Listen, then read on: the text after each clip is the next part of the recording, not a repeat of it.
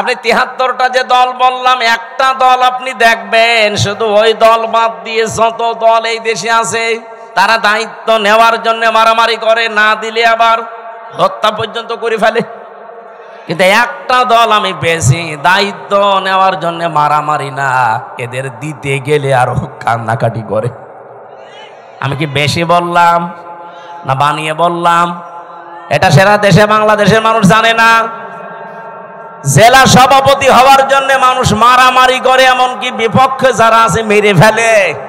অথচ বাংলাদেশ জামাত ইসলামী, ইসলামী ছাত্র শিবির, ইসলামী ছাত্রী সংস্থা আমি নিজে দেখেছি জেলা সভাপতি, জেলা আমির হওয়ার জন্য দায়িত্ব দিতে চায়, নেওয়া তো দূরের কথা আর কান্দে। অন্যান্য জেলা আমির, জেলা সভাপতি যারা হয় তাদের তো উপায় আছে বিভিন্ন, আর এই দলটাই উপায় না, আরো নিজের যা আছে সব বিলিয়ে দেওয়া লাগে।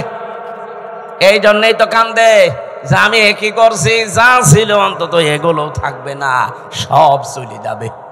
সব চলে যাওয়ার পরও এদের কোনো দুঃখ নেই, কারণ ওরা এই কথা বলে এ রাস্তায় এসেছে যে আমার নামাজ, আমার কোরবানি। এখানে নুসুক শব্দের অর্থ তিনটা। নুসুক মানে কোরবানি করা, নুসুক মানে হজের কার্যকলাপ এখন যেটা চলছে, নুসুক মানে ইবাদত বন্দেগী। আমার যত কিছু সব তো আমি আল্লাহকে দিয়েছি, এখন আমার নিজের বলতে আর কিচ্ছু নেই। কথা বলেন ঠিক কিনা? এই জন্য এই মানুষগুলো কাঁদে। ভালো কাজের আদেশ, এটা আদেশের জায়গায় না থাকলে জীবনে অনুরোধ করে ভালো কাজ করা যায় না। আমাদের দেশে যেটা হচ্ছে এটাকে আদেশ হয় না, অনুরোধ হয়। বলেন বলেন। আর ভালো কাজ কোনটা? এখানে যে আপনি তা'মুরুনা বা ইয়ামুরুনা বিল মারুফ বললেন, মারুফ মানে বলেন বলেন, কেউ যদি এখানে জেনে থাকেন বলেন যে মারুফ মানে কি? আমার মনে হয় আলেম পর্যন্ত বলবে এখানে অনেকেই যে মারুফ মানে ভালো কাজ। কে বলেছে আপনাকে? আপনি একটা অভিধান নিয়ে এসে দেখান তো যে মারুফ মানে ভালো কাজ লেখা আছে। এই শব্দটা এসেছে উরফুন থেকে, আরাফা ইয়ারিফু উরফুন। এর বাংলা অর্থ হচ্ছে পরিচিত হওয়া। আদম আর হাওয়া যেই ময়দানে ৩৫০ বছর কন্দন করার পরে এক জায়গায় পরিচিত হয়েছিলেন, ওই জায়গাটার নাম আরাফাতের ময়দান। বাংলা অর্থ কি? পরিচিত হওয়ার জায়গা। কি বুঝলেন এখান থেকে? আল্লাহ যে বারবার কোরআনে দিলেন যে ভালো কাজের আদেশ দাও, বাংলা অর্থ এটা না, পরিচিত কাজের আদেশ দাও। পরিচিত কাজ কি বলেন? খালি তাফসীর শুনতে আসা না, কিছু ভেতরে থাকা লাগবে। পরিচিত কাজ কি? আপনি কখন পরিচিত হয়েছেন ওই কাজের সাথে? কোন দিন আপনার ওই কাজের সাথে পরিচয় ঘটেছে আপনাকে এখন মেলানো লাগবে। এবারে দিকে তাকান, ক্লাস চলছে। এই যে তা'মুরুনা বিল মারুফ বা ইয়ামুরুনা বিল মারুফ, তোমরা নির্দেশ দাও, আদেশ করো পরিচিত কাজগুলো। পরিচিত কাজ কি? কখন পরিচয় হয়েছে আপনার সাথে? কিভাবে পরিচয় করেছেন বলেন? এখন যদি আমি প্রশ্ন করি, আলেমরা ছাড়া তো কেউ এখানে বলতে পারবে না যে পরিচিত কাজ কি, আর কখন আমি এ পরিচিত কাজের সাথে আসলে পরিচয় হলাম। পারবেন বলতে? না। পড়া কোরআন শরীফে এই শব্দটা কতবার আছে কোনদিন চিন্তা ভাবনা করে পড়েননি? শুধু পড়ে গিয়েছেন সওয়াবের নিয়তে। হ্যাঁ, নিয়তে সওয়াব আপনার হয়েছে, কিন্তু যে উদ্দেশ্যে আল্লাহ এটা নাজিল করেছিলেন তার পারপাস আদায় হয়নি। এই জন্যে তো দেশে এখন এই অবস্থা। আমরা এইটাই বোঝাতে চাই। চ্যানেলটি সাবস্ক্রাইব করে আমাদের সঙ্গেই থাকুন।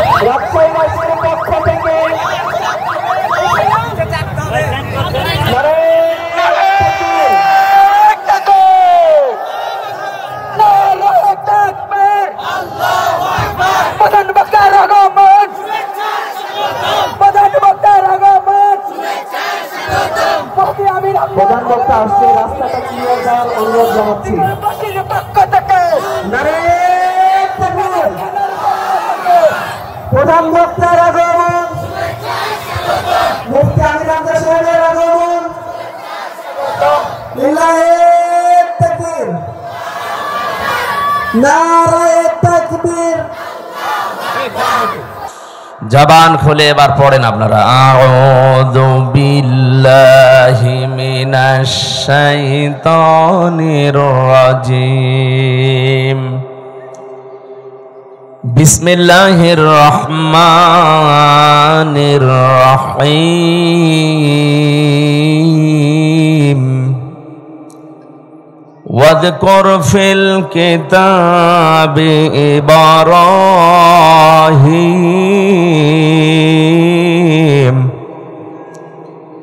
إنه كان صديقا نبيا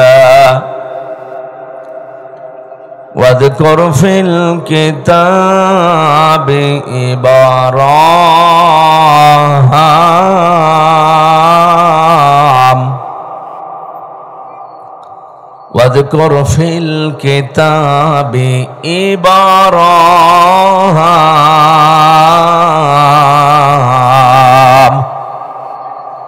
إنه كان صديقا نبيا صدقت يا ربنا.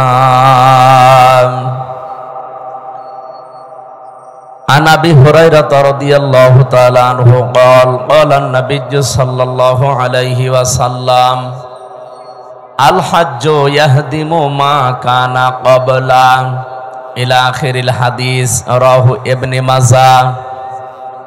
وقال تعالى في شان رسوله وما زادهم إلا إيمانا وتسليما. اللهم صل على محمد وآله وصحبه وبارك وسلم. بلغ العلا بكماله كشف الدجى بجماله حسنت جميع خصاله صلوا عليه وآله. আলহামদুলিল্লাহ। রাজশাহী জেলার ববা থানার অন্তর্গত মানবিক মূল্যবোধ উন্নয়নের লক্ষ্যে এইটার জন্যই বিশ্বনবী এসেছিলেন।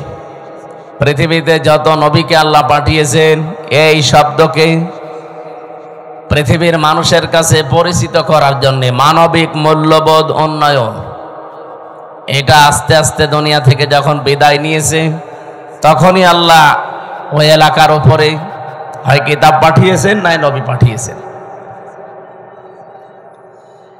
এরকম একটা উদ্যোগ নিয়ে আজকে তাফসীরুল কোরআন মাহফিল এলাকার যুবকরা দিয়েছে KH টিকর স্কুল অ্যান্ড কলেজ ময়দানে। এর সম্মানিত আহ্বায়ক জনাব মোহাম্মদ আব্দুল্লাহ আল মামুন, সম্মানিত ব্যবস্থাপক মোহাম্মদ আব্দুর রহিম, কথা যারা বললেন মাওলানা হোসেন মাহফুজ চুয়াডাঙ্গা। এখানে মাহফিলের প্রধান অতিথি আমাদের মোহনপুর পবার অভিভাবক হওয়ার জন্য বাংলাদেশ জামাতি ইসলামী থেকে মনোনীত নমিনি, সারা জীবন তিনি জ্ঞানের আলো ছড়িয়েছেন, বারবার নির্বাচিত চেয়ারম্যান শ্রদ্ধাভাজন ব্যক্তিত্ব জনাব অধ্যাপক আবুল কালাম আজাদ, আতালাল্লাহু উমরাহু ওয়া বারাকাল্লাহু ফি হায়াতি, বলেন আমিন। মঞ্চে বসা আপনাদের এই রাজশাহীর সন্তান মাওলানা রেজাউল ইসলাম উজ্জ্বল ভাই, যার মাধ্যমে দাওয়াতটা নিয়েছি এখানে, হাফেজ মাওলানা আব্দুর রশিদ, মঞ্চে বসা সম্মানিত ওলামা ইকরাম, সামনে বসা মুসলমান ভাইরা, পর্দার আড়ালের সম্মানিতা মা এবং বোনেরা, প্রশাসনের ভাইরা, প্রাণ প্রিয় রাজশাহীবাসী, আল্লাহর দরবারে শুকরিয়া জানাই যিনি আমাদেরকে কোরআনের সাথে লেগে থাকার সুযোগ দিয়েছেন। বলেন আলহামদুলিল্লাহ, আরো জোরে বলেন আলহামদুলিল্লাহ। আজকে 22 তারিখ, এ মাসের মাত্র আছে আর 8 দিন না, 31 মাস, কত 7 দিন আছে আর। এখনো এই মাসের কয়দিন বাকি আছে বলেন তো? 9 দিন। আর সামনে মাসের এখনো 6 বা 7 তারিখে সব মিলে 15 দিন। 15 দিন পরে একটা গুরুত্বপূর্ণ দিন আমাদের সামনে ছায়া ফেলতে যাচ্ছে, যার পরিচয় আমরা অনেকে জানি অনেকে জানি না। নাম কি? ঈদুল আজহা। নাম কি বলেন বলেন? এটা একেবারে পৃথিবী যেদিন তৈরি হয়েছে, দুনিয়াতে আল্লাহ যখন মানুষকে পাঠানো আরম্ভ করেছে, ওই সময় থেকে এই দিবসটা পালন হচ্ছে। মুসলমানদের দিবসই এই দুইটা, একটা ঈদুল আজহা আর একটা ঈদুল ফিতর। ঈদুল ফিতরটা হয়তো সেই দুনিয়া তৈরি হওয়ার পর থেকে ছিল না, কিন্তু ঈদুল আজহা এটা ছিল। কথা বুঝতেছেন? আল্লাহ রাব্বুল আলামিন বলেন, ফাতলু আলাইহিম নাবা বানাই আদম বিল হক। হে নবী, আপনি আপনার উম্মতদের কাছে আদম নবীর সন্তানদের কাহিনীটা যথাযথভাবে তেলাওয়াত করে শোনান। আমাদের প্রশ্ন হচ্ছে, যখনকার কাহিনী ওই সময় আমাদের পৃথিবীতে আসার কোনো খবর আছে? বলেন বলেন। মায়ের পেটেও আসি নাই, শুধুমাত্র আদম নবীর পৃষ্ঠদেশ থেকে আল্লাহ বের করে আমাদেরকে রেখে দিয়েছিলেন এতটুকুই। ওই কাহিনী এখন হাজার হাজার বছর পর আমাদেরকে আল্লাহ যথাযথভাবে শোনাতে চান কেন? কারণ কিয়ামত পর্যন্ত ওই সময়টা মানুষের ভেতরে অতিলকাল আইয়ামুন দাউলুহা বাইনান নাস। মানুষের ভেতরে এই সময়টা আবর্তিত হবে, ঘূর্ণময় থাকবে, ঘূর্ণমান থাকবে। একটা দিনের পরে আর একটা দিন যেমন আসে, আদম নবীর জামানায় যে ঘটনা ঘটেছিল তার সন্তানদের ভেতরে কিয়ামত পর্যন্ত এরকম ঘটনা ঘটতেই থাকবে। একটু খেয়াল করে শুনবেন, আমি গতানুগতিক কথা বলি না। কি হয়েছিল ওই সময়? আল্লাহ পাক বলেন, ইযে ক্বাররাবা কুরবানান ফাতুকবিলা মিন আহাদিহিমা ওয়া লাম ইউতাকাব্বাল মিনাল আখার। ওই জামানায় কোরবানির নিয়ম ছিল এরকম চাটিয়াল ময়দানে, এই খালি ময়দানে মাঠের ভেতরে পশু জবাই করে রেখে আসা লাগতো। যার কর্মজীবন হালাল, যার জীবন পবিত্র, যার সম্পদ হালাল, আকাশ থেকে আগুনের ঝলক এসে ওইটা পুড়িয়ে ফেলতো। এলাকার মানুষ বুঝতো যে লোকটা আসলে সৎ, এর ব্যবসা বাণিজ্য কর্মজীবন হালাল। কিন্তু যারটা আগুনের ঝলক এসে পুড়িয়ে ফেলতো না, ভাবে পড়ে থাকতো, এলাকার মানুষ বুঝতো যে আসলে 2 নাম্বার। আমার মনে হয় ওই শরীয়ত যদি এখন থাকতো, বাংলাদেশে বহু হাজি ধরা খেত। ঠিক যারা বলছেন আমরাও খেতাম, কে কথা বলে না? বহু মানুষ আমরা ধরা খেয়ে বসে থাকতাম, যেন পড়ে থাকতো। আমার বউ জানতো যে কারে নিয়ে বসবাস করছি, এ তো 2 নাম্বার। এলাকায় যাদের সাথে আত্মীয়তা ছিল, আমার মনে হয় আত্মীয়তার সম্পর্ক ছিন্নও হয়ে যেত। আল্লাহ দয়া করে আমাদের বাঁচিয়েছে যে ওই শরীয়ত আমাদের দেয়নি। ওই জামানায় যারটা কবুল হয়ে গেছে আকাশ থেকে আগুনের ঝলক এসে, তার নাম হাবিল। আর যারটা কবুল হয়নি ওখানে পড়েছিল, তার নাম কাবিল। আদম নবীর এই 2 সন্তান কি আছে এর ভেতরে? যারটা কবুল হয়নি এই কাবিল, ও ডাক দিয়ে বলে ক্বালা লা আকতুলান্নাকা। লামে তাকিদ নুনে সাকিলা দিয়ে ওই সেই প্রথম দিন, পৃথিবীর প্রথম দিকের কাহিনী এটা। ওই সময় কাবিল নামে এই লোকটা হাবিল নামে আল্লাহর এই বান্দাকে বলেছিল, তোরে আমি অবশ্যই মেরে ফেলবো। আমার মনে হয় এখন পৃথিবীতে ঠিক ওই জামানা চলছে। কথা বলছেন? খালি একজন বললো ঠিক, আপনারা কি কবরে আছে? কি বলছে আপনি টের পেয়েছেন? বলেন তো ওই সময়টা যে এখন ঘুরে এসেছে কেন বললাম? আগস্টের 5 তারিখের পর থেকে আপনি একটু তাকান এই দেশটার দিকে। 73টা উপরে দল কাজ করছে এই দেশে রাজনৈতিক ভাবে। কারো নিবন্ধন আছে, কারো নিবন্ধন নেই, কারো মার্কা আছে, কারো মার্কা নেই। কিন্তু বাস্তবতা কি? এই শুধুমাত্র এই 10 মাসের ব্যবধান না, এই 54 বছরে আপনি যদি বাংলাদেশ এই দেশটা সম্পর্কে একটু চিন্তা ভাবনা করে দেখেন, 73টা দল কিন্তু কাজ করছে, সবাই এই দেশের মানুষের কাছে জনপ্রিয় না। কি কথা বলেন না কেন? এদেশে এমন দল আছে শুধু লিল্লাহি তাকবীর, আল্লাহু আকবার এই শব্দ দিয়ে যদি ডাক দেয়, এই ময়দানটা আমার মনে হয় এরকম 500 ময়দান লাগবে কালকেই। কিন্তু এই দেশে এমনও দল আছে, ওরা যদি ডাক দেয় শুধুমাত্র সভাপতি আর সেক্রেটারি ছাড়া কেউ নেই। এরকম দল নেই। রাজশাহীবাসী এই 54 বছরে মানুষের জন্য নিজের ইমানের উপরে চলতে গিয়ে কত মানুষ এই দেশে আজ জনপ্রিয় হয়ে গেছে। তাদের কথা মানুষ আর শোনে, তাদের কথা বললে মানুষ কন্দন করে। তো কিছু মানুষ যাদের ডাকে মানুষ আসে না, এ মানুষগুলো আজ ঠিক কাবিলের মতো চরিত্র নিয়ে রাস্তায় নেমেছে। ওরা বলছে, তোরে মানুষ এত ভালোবাসে কেন? তোর কাছে মানুষ এত চায় কেন? তোরই রাখবো না, তোরই মেরে ফেলবো। দৃশ্য দেখে যা মনে হচ্ছে সেই প্রথম জামানার সেই কাবিল আবার দুনিয়ায় ঘুরে এসেছে বিভিন্ন রূপ নিয়ে।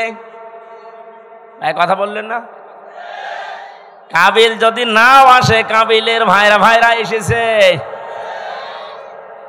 আপনি নিজের চরিত্র ভালো না, মানবতার জন্য কোনো কাজ করেন না, তে মানুষ আপনাকে ভালোবাসবে কি দিয়ে? আপনি যে পৃথিবীতে উত্তম, আপনি যে পৃথিবীতে ভালো, সর্বজা সবচাইতে উত্তম জাতি আপনি, কেন? কুনতুম খায়রা উম্মাতিন উখরিজাত লিন-নাস তা'মুরুনা বিল মা'রুফি ওয়া তানহাউনা আনিল মুনকার ওয়া তু'মিনুনা বিল্লাহ। সূরা আলে ইমরানে এসেছে, তোমরাই শ্রেষ্ঠ জাতি, তোমাদেরকে আমি মানুষের কল্যাণের জন্য বের করেছি। সুতরাং পৃথিবীতে যার জন্য কল্যাণ সাধন হয়, যার দ্বারা মানুষের উপকার হয়, আল্লাহর কোরআনের এই ভাষা অনুযায়ী তারা পৃথিবীতে শ্রেষ্ঠ। এ ঘোষণা দিয়েছেন কে? বলেন বলেন।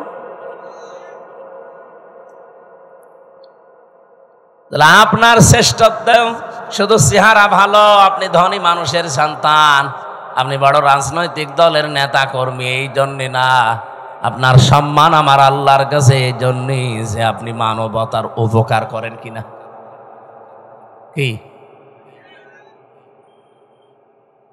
তা'মুরুনা বিল মা'রুফি ওয়া তানহাউনা আনিল মুনকার, দুইটা বিষয় মাস্ট বি আপনার ভেতরে থাকতেই হবে।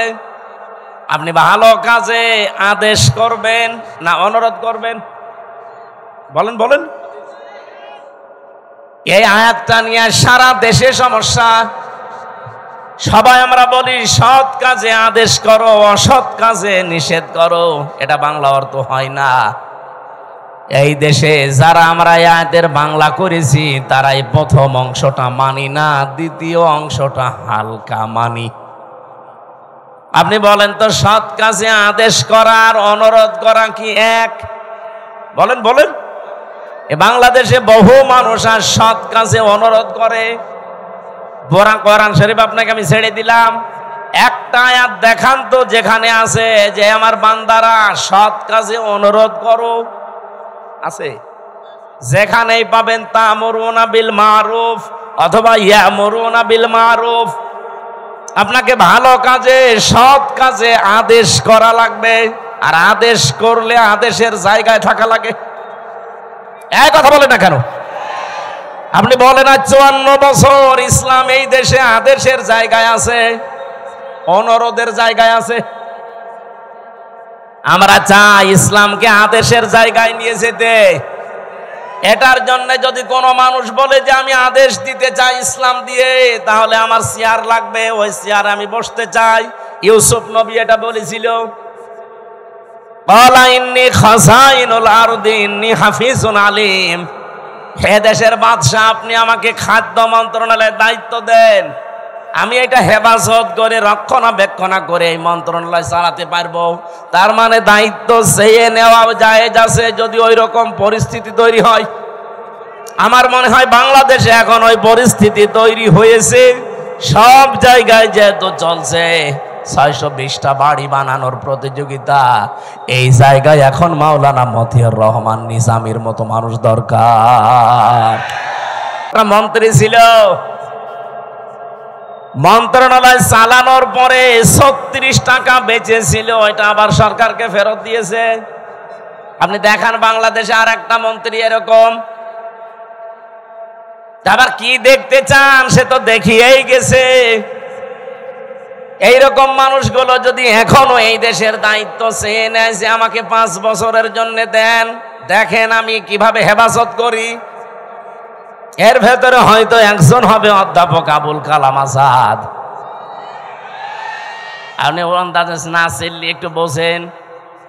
যদি ওনার আদর্শ থেকে বিস্মৃত হয়ে যায়, ওনারে ভোট দেওয়া দূরের কথা, ওনার দিকে তাকানো জায়েজ নেই। কিন্তু উনি সেই শপথ বাক্য পাঠ করেছিলেন, ক্বালা ইন্না সলাতি ওয়া নুসুকি ওয়া মাহইয়ায়া ওয়া মামাতি লিল্লাহি রাব্বিল আলামিন। এটা পড়েননি? পড়েছি।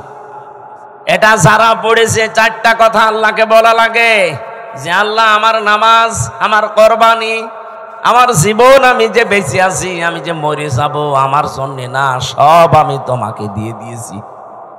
তাহলে এইরকম যারা শপথ নিয়ে মাঠে আছে, এই মানুষগুলো যদি এখন সত্যি দায়িত্ব চেয়েও নেয়, আল্লাহর কসম আমি কোরআন মাথায় নিয়ে বলতে পারি, এই মানুষ জীবনেও তার নিজের জন্য না, কিছু করলে সে আল্লাহর জন্য, মানবতার জন্য করতে চায়। এটা সারা বাংলাদেশের মানুষ জানে। আপনি 73টা যে দল বললাম, একটা দল আপনি দেখবেন, শুধু ওই দল বাদ দিয়ে যত দল এই দেশে আছে, তারা দায়িত্ব নেওয়ার জন্য মারামারি করে, না দিলে আবার হত্যা পর্যন্ত করে ফেলে। কিন্তু একটা দল আমি পেয়েছি দায়িত্ব নেওয়ার জন্য মারামারি না, এদের দিতে গেলে আরো কান্নাকাটি করে। আমি কি বেশি বললাম না বানিয়ে বললাম? এটা সারা দেশে বাংলাদেশের মানুষ জানে না। জেলা সভাপতি হওয়ার জন্য মানুষ মারামারি করে, এমনকি বিপক্ষে যারা আছে মেরে ফেলে। অথচ বাংলাদেশ জামাত ইসলামী, ইসলামী ছাত্র শিবির, ইসলামী ছাত্রী সংস্থা, আমি নিজে দেখেছি, জেলা সভাপতি, জেলা আমির হওয়ার জন্য দায়িত্ব দিতে চায়, নেওয়া তো দূরের কথা, আর কান্দে।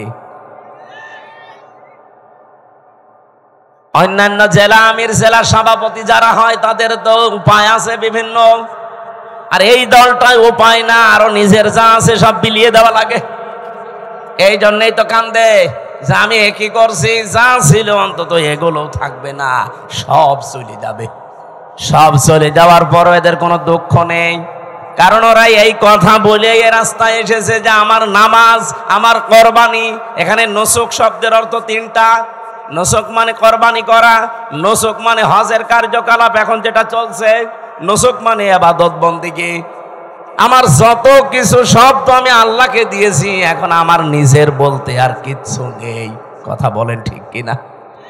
এই জন্য এই মানুষগুলো কাঁদে। ভালো কাজের আদেশ, এটা আদেশের জায়গায় না থাকলে জীবন অনুরোধ করে ভালো কাজ করা যায় না।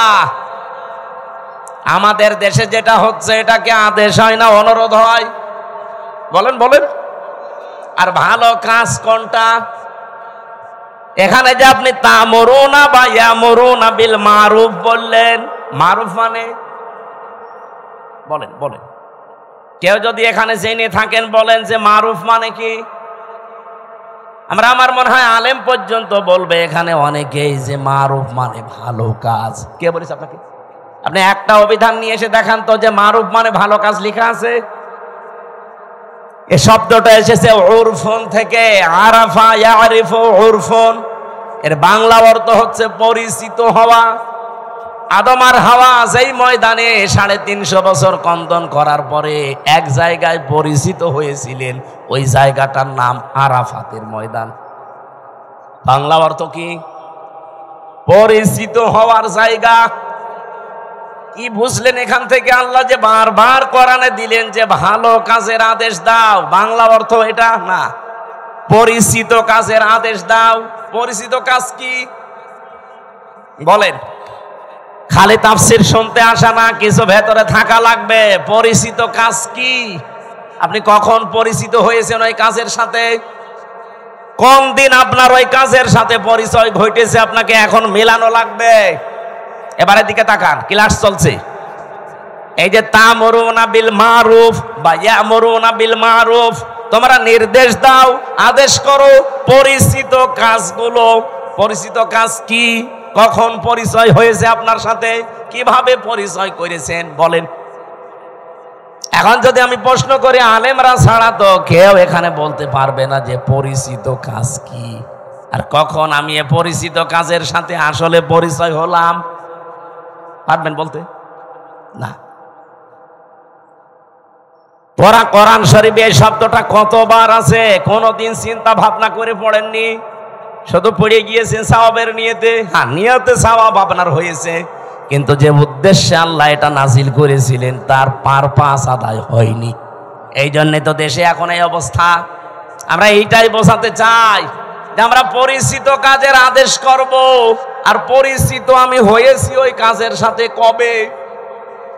আমাদের যিনি আদি পিতা হযরতে আদমের কথা যেহেতু আরম্ভ করেছি, বলেন তো ওনাকে আল্লাহ তৈরি করার পরে সর্বপ্রথম কিছু জিনিসের নাম আল্লাহ তাকে শিখিয়েছিলেন। এটা শোনেননি? বলেন না কেন? আল্লাহ রাব্বুল আলামিন নিজে তখন শিক্ষক ছিলেন, আর ক্লাসরুম ছিল এই পবা নাকি কোন জায়গা? ক্লাসরুম ছিল জান্নাত।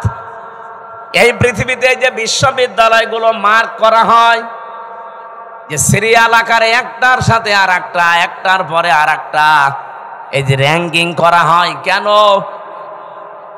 এই দুনিয়াতে এখন 257টা দেশে 1000 বিশ্ববিদ্যালয়ের যে তালিকা দেওয়া আছে তার ভেতরে বাংলাদেশের একটাও নেই, রাজশাহী ভার্সিটিও নেই। তাহলে কি এখানে লেখাপড়া এর চাইতে মানে এখানে হয় না? বা যে 1000-এর তালিকা ওখানে কি এমন হয়? কয়েকদিন আগে আমি মালয়েশিয়া ছিলাম, ওখানে যতগুলো বিশ্ববিদ্যালয় আছে মাত্র একটা ওই 1000-এর ভেতরে স্থান পেয়েছে। ওই দেশেও আমাদের চাইতে প্রায় 5 ডবল বড় মালয়েশিয়া। কত বিশ্ববিদ্যালয় ওই দেশে আছে? আমাদের দেশে যদি মনে করেন 1000টা আছে, সারা দেশ মিলে সরকারি বেসরকারি মিলে, তো ওই দেশে তাহলে 5000 আছে, তার ভেতরে মাত্র একটা র্যাঙ্কিং এ স্থান পেয়েছে। আমি যেখানে পিএইচডি করার জন্য চিন্তায় আছি, মালয়েশিয়া ইন্টারন্যাশনাল ইসলামিক ইউনিভার্সিটি, এইটাও তালিকায় নেই। এই যে ডক্টর মিজানুর রহমান আজহারি ওখান থেকে ডক্টরেট করে এসেছি, এই ভার্সিটি পর্যন্ত ওই তালিকায় স্থান পায়নি। তাহলে 1 নম্বরে যেটা আছে বিশ্বে কি হয় সেখানে তার গবেষণার স্তর কোথায়, ক্লাসরুমের কি সিস্টেম। আমি বিশ্বের যতগুলো দেশে গেছি আজ পর্যন্ত, যে দেশে নামি আগে যায় বিশ্ববিদ্যালয়ে, সেখানে আগে লাইব্রেরিতে যে দেখি আসলে এখানে হয় কি। আমি যেটা বোঝাতে চাচ্ছিলাম, আল্লাহ নিজে যেহেতু ক্লাস নিয়েছেন, ক্লাসরুমের সিস্টেমটা আমাদের রাজশাহী ভার্সিটির মতো না, এই পবা কলেজের মতো না। ক্লাসরুমের জায়গাটা সরাসরি জান্নাত। কোন জায়গা বলেন বলেন? কি স্তরে তাকে আল্লাহ শেখাতে পারেন বলেন তো? গবেষণাগারে গবেষণালব্ধ বিষয় কি পরিমাণে সেখানে থাকতে পারে, কারণ শিক্ষক তো আর দুনিয়ার কেউ না, সরাসরি কে? আর ছাত্র আমির হামজা না, ছাত্র উজ্জ্বল না, ছাত্রকে আদম নবী, একজন নবী।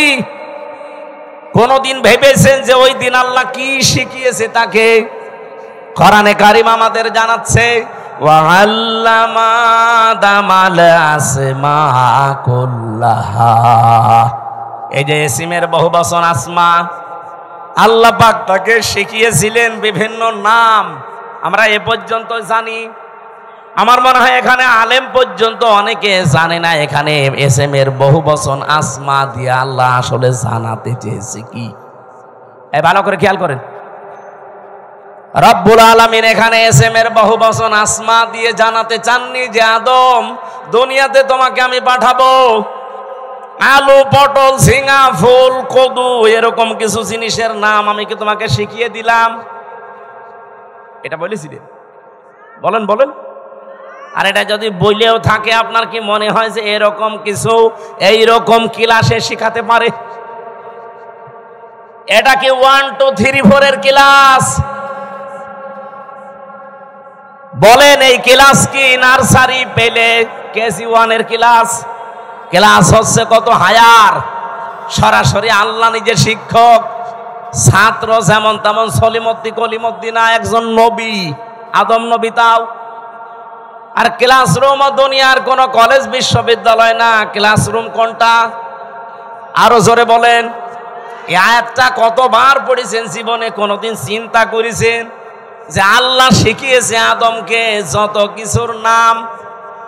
এখানে নাম মানে এ আলু, পটল, কদু, বেগুন, ঝিঙা না।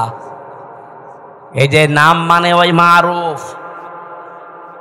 পৃথিবীতে যত ভালো যত মন্দ সব কিছু আমার আল্লাহ ওই ক্লাসে তাকে একবারে শিখিয়ে দিয়েছিলেন। যত ন্যায় কাজের আদেশ, যত অন্যায় কাজের বাধা, সিস্টেম হতে পারে কি কি, সবগুলো আল্লাহ আমারু বিল মারুফ নাহি আনিল মুনকার এর ভেতরে শিখিয়েছিলেন। ক্লাসরুম ওই একদিন। এবার প্রশ্ন আসতে পারে, তাহলে আমাদের জন্য কেন তা'মুরুনা বিল মারুফ? আছে, কারণ ওই দিন আমরা আদম নবীর পিঠে ছিলাম। ওই দেখো দা রব্বুকা মিন বানি আদম মিন যুহুরিহিম যুররিয়াতাহুম। আল্লাহ পাক বলেন আমি আদম নবীর পৃষ্ঠদেশ থেকে তার সন্তান ছেলে মেয়েদেরকে সব একবারে বের করে নিয়েছি। যেহেতু ক্লাসরুমের ভেতরে আমরা বাবার পিঠের ভেতরে ছিলাম, আল্লাহ পিঠ থেকে একবারে বের করে নিলেন। ওই ক্লাসরুমে আল্লাহ যা যা শিখিয়েছিলেন আমার বাবাকে, অটোমেটিক সন্তান হিসাবে আমরা একবারেই ওগুলো শিখে ফেলেছি। এই যে দুনিয়ায় আসার পরে কেউ যদি লেখাপড়া নাও করে, কোনো জ্ঞান অর্জন নাও করে, তাও সে নিজের থেকেই বুঝতে পারে যে এটা ভালো কাজ, এটা খারাপ কাজ। এক কথা বলছেন না? এবার আমি প্রশ্ন করছি, পৃথিবীতে সবচাইতে ভালো কাজ কয়টা থাকতে পারে? যেহেতু গুরুত্বপূর্ণ একটা বিষয় আল্লাহ নিজে শিক্ষক হয়ে শিখিয়েছেন, ওই দিন আদম নবীকে আমার আল্লাহ যে ইসমের বহুবচন আসমা সব কিছুর নাম শিখিয়েছিলেন। এই কুল্লাহা সব কিছুর নাম বলতে যত ভালো কাজ, ন্যায় কাজ, যত অন্যায় কাজ, মন্দ কাজ, এগুলোর থিওরি কি হতে পারে, এগুলো কি করে আদেশ দেওয়া লাগে, কি করে বাধা দেওয়া লাগে, সবগুলোর সিস্টেম আল্লাহ ওই একদিন এক ক্লাসে বাবাকে শিখিয়েছে। আর সন্তান হিসাবে আমরা অটোমেটিক ওগুলো পেয়ে গেছি। এইরকম ভালো কাজ অন্যায় কাজ আছে পড়া কোরআন শরীফে 500। কয়টা বলেন বলেন? এই 500টা ভালো কাজ, ন্যায় কাজ, 500টা অন্যায় কাজ এই বাংলাদেশের সবগুলো চলছে। বলেন না, ভালো কাজের একটা আপনি দেখান যে এটা ভালো কাজ চলছে। আমি যে 500টা ভালো কাজ পড়া কোরআন শরীফ থেকে বের করতে পেরেছি, একটাও এই দেশে চলে না। তা আপনি কি শিখে আসলেন ওই ক্লাসে? আপনি যে উত্তম এই পৃথিবীতে শ্রেষ্ঠ কুনতুম খায়রা উম্মাতিন উখরিজাত লিন-নাস, আপনাকে বের করাই হয়েছে মানুষের কল্যাণের জন্য। কি কল্যাণ করবেন? ওই ভালো কাজগুলো, ন্যায় কাজগুলো যদি নাই জানেন, ওইটা জানার জন্যই তো কোরআনের কাছে আসতে হয়। আমি এবার একটা একটা করে যদি ভালো কাজের বর্ণনাও দিতে থাকি, ন্যায় কাজের, বলেন তো যে জেনা করা এটা ভালো কাজ না অন্যায় কাজ? আরো জোরে বলেন। এই অন্যায় কাজে কি নিষেধ করবেন না অনুরোধ করবেন? হ্যাঁ, বাংলাদেশে নিষেধ পর্যন্ত করা যাচ্ছে না। আজ যারা নারী সংস্কারের নাম নিয়ে, সমান অধিকারের নাম নিয়ে ঢাকার রাজপথে পিঠ পেট সব খুলে যে আমরা সমান অধিকার চাই, এই কথা যারা বলছে বলেন এরা প্রত্যেকেই বেশ্যা কিনা? ওরা নিজেরা বলছে আমরা চেয়েছিলাম হিস্সা, হয়ে গেছি বেশ্যা। আপনি আসলেও বেশ্যা। আপনার চেহারার দিকে তাকিয়েই দেখেন, সারা জীবন খালি মারুফ মারুফ শুনেছেন। মারুফের বাংলা অর্থ জিজ্ঞাসা করলেও বলতে পারছেন না। কি ক্লাস করছেন আপনি? 500টা এরকম ন্যায় কাজ আছে কোরআনে, 500টা অন্যায় কাজ আছে, একটাও জানি না। খালি তা'মুরুনা বিল মারুফ তানহাউনা আনিল মুনকার শুনে যাচ্ছে, সে জন্মের পর থেকে আমল শুনছি। অথচ এটার সাথে পরিচিত হয়েছি কবে আমরা তাও জানি না, কিভাবে হয়েছি আমরা তাও জানি না। আজ আমরা যে শ্রেষ্ঠ জাতি পৃথিবীতে, কেন শ্রেষ্ঠ হলাম তাও জানি না। যার কারণে শ্রেষ্ঠ ওইটাই নেই, আপনি আন্দাজে দাবি করলে হবে? এই জন্য ন্যায় কাজ অন্যায় কাজ এটা আপনাকে এই মুহূর্ত থেকে জানা লাগবে। আমি নিজে আমার প্র্যাকটিক্যাল লাইফে দেখলাম, জেলে যাওয়ার আগে আমি 20 সালে গ্রামে একটা জেনা হয়েছিল। 2 জনই বিবাহিত এবং বিবাহিতা, তাদের সাক্ষী এবং প্রমাণও 4 জন ধরা পড়ে গেছে। কলমের মাথার ভেতরে যেমন মাথা দিলে যা অবস্থা, ঠিক ওই অবস্থায় তাদেরকে ধরে ফেলেছে। কয়জন? 4 জন সাক্ষী আছে পুরা। আমার কাছে এসে বলছে, হুজুর এই যে জেনা করেছে এরা, আপনি বিচার কি করবেন, একটা ফতোয়া দেন। আমি কি ফতোয়া বানাবো? বলেন বলেন। সূরা নূরের ভেতরে আছে, যদি বিবাহিতা এবং বিবাহিত কোন নারী পুরুষ জেনা করে আর যদি সাক্ষ্য প্রমাণ হয়ে যায় 4 জন, কয়জন? তাহলে তার শাস্তি হচ্ছে মাটির ভেতরে বুক পর্যন্ত গেড়ে দিয়ে পাথর বা ইট দিয়ে মেরে ফেলতে হবে। এই বিচার, এই বিচার আমি বানিয়েছি। কার? আরো জোরে বলেন। এই বিচারের সাথে পরিচিত হয়েছি আমি কবে? ওই যে ক্লাসে।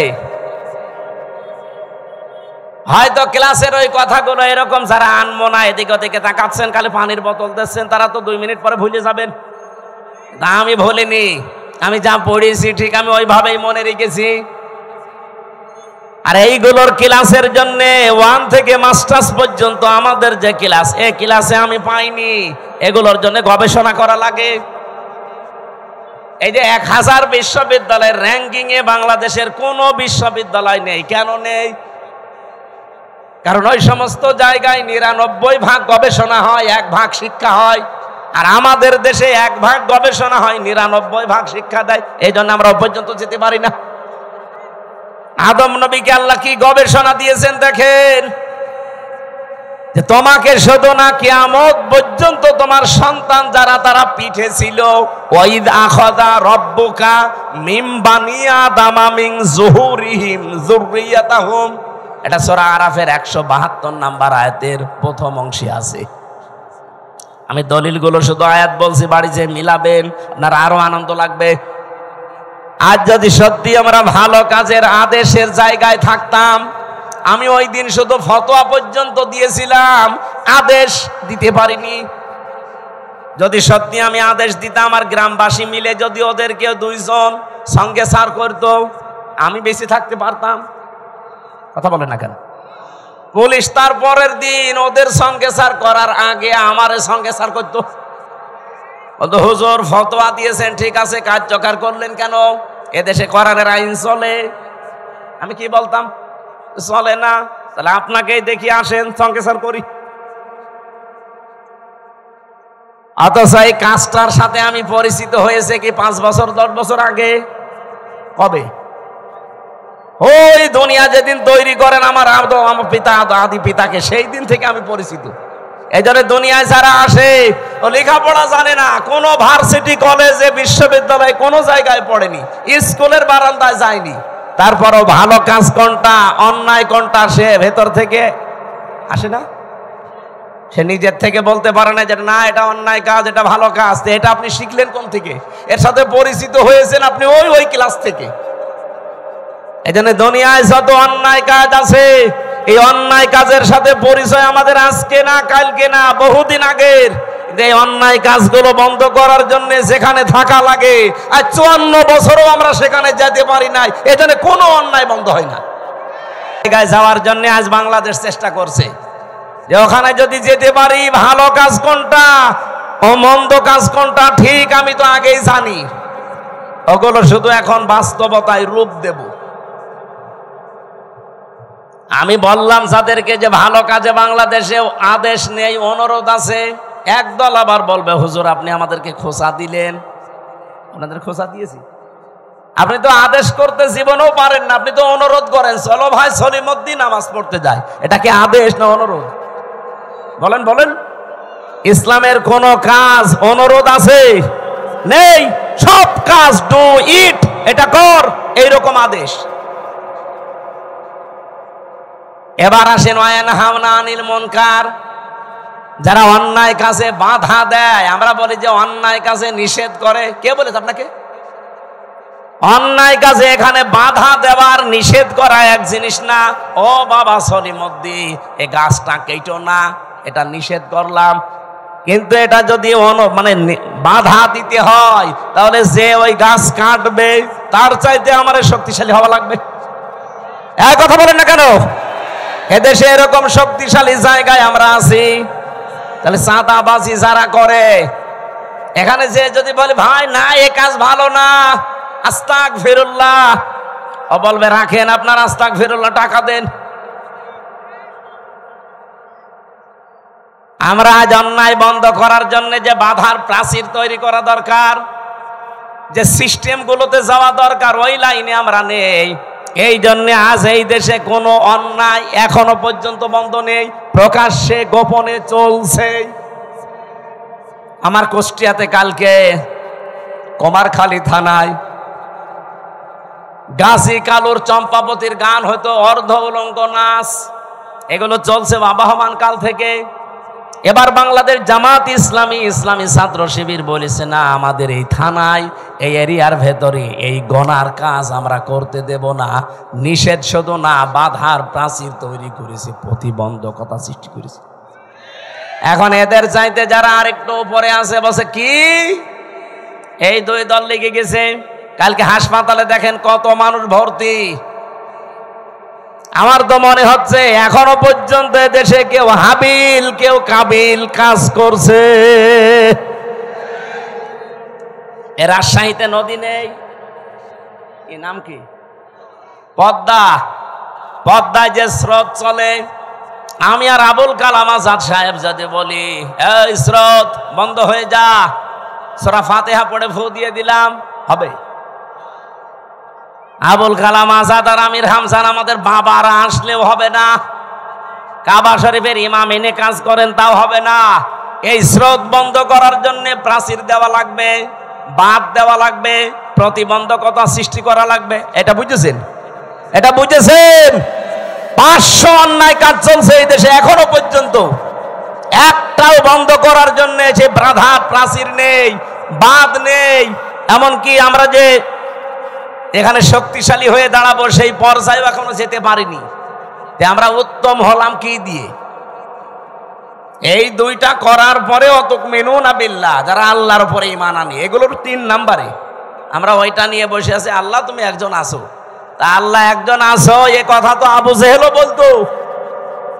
কি আপনি কি মনে করেন যে আবু জেহেল কোনোদিন বলে না যে আল্লাহ একজন আছে? না, ও প্রতিদিন বলতো। কাবা শরীফে বদরের ময়দানে যাওয়ার আগে কাবার গিলাফ ধরে বলছে আল্লাহ তুমি একজন আছো আমি জানি। আজকে মুহাম্মদের বিরুদ্ধে অস্ত্র নিয়ে যাচ্ছি যুদ্ধ করার জন্য বদরের ময়দানে, সত্যের পক্ষে যে আছে তাকে তুমি বিজয় দিও। ওর দোয়াও কবুল হয়ে গেছে, কারণ ও তো সত্যের পক্ষে ছিল। বলেন বলেন। তা আপনি যদি মনে করেন এই প্রথম দুইটা তা'মুরুনা বিল মারুফ নেই, তানহাউনা আনিল মুনকার নেই, তুকমিনুনা বিল্লাহ করে বসে আছেন, প্রথম দুইটা মানা লাগবে না? আমরা যে শ্রেষ্ঠ, এই শ্রেষ্ঠত্বের কারণ এইগুলো।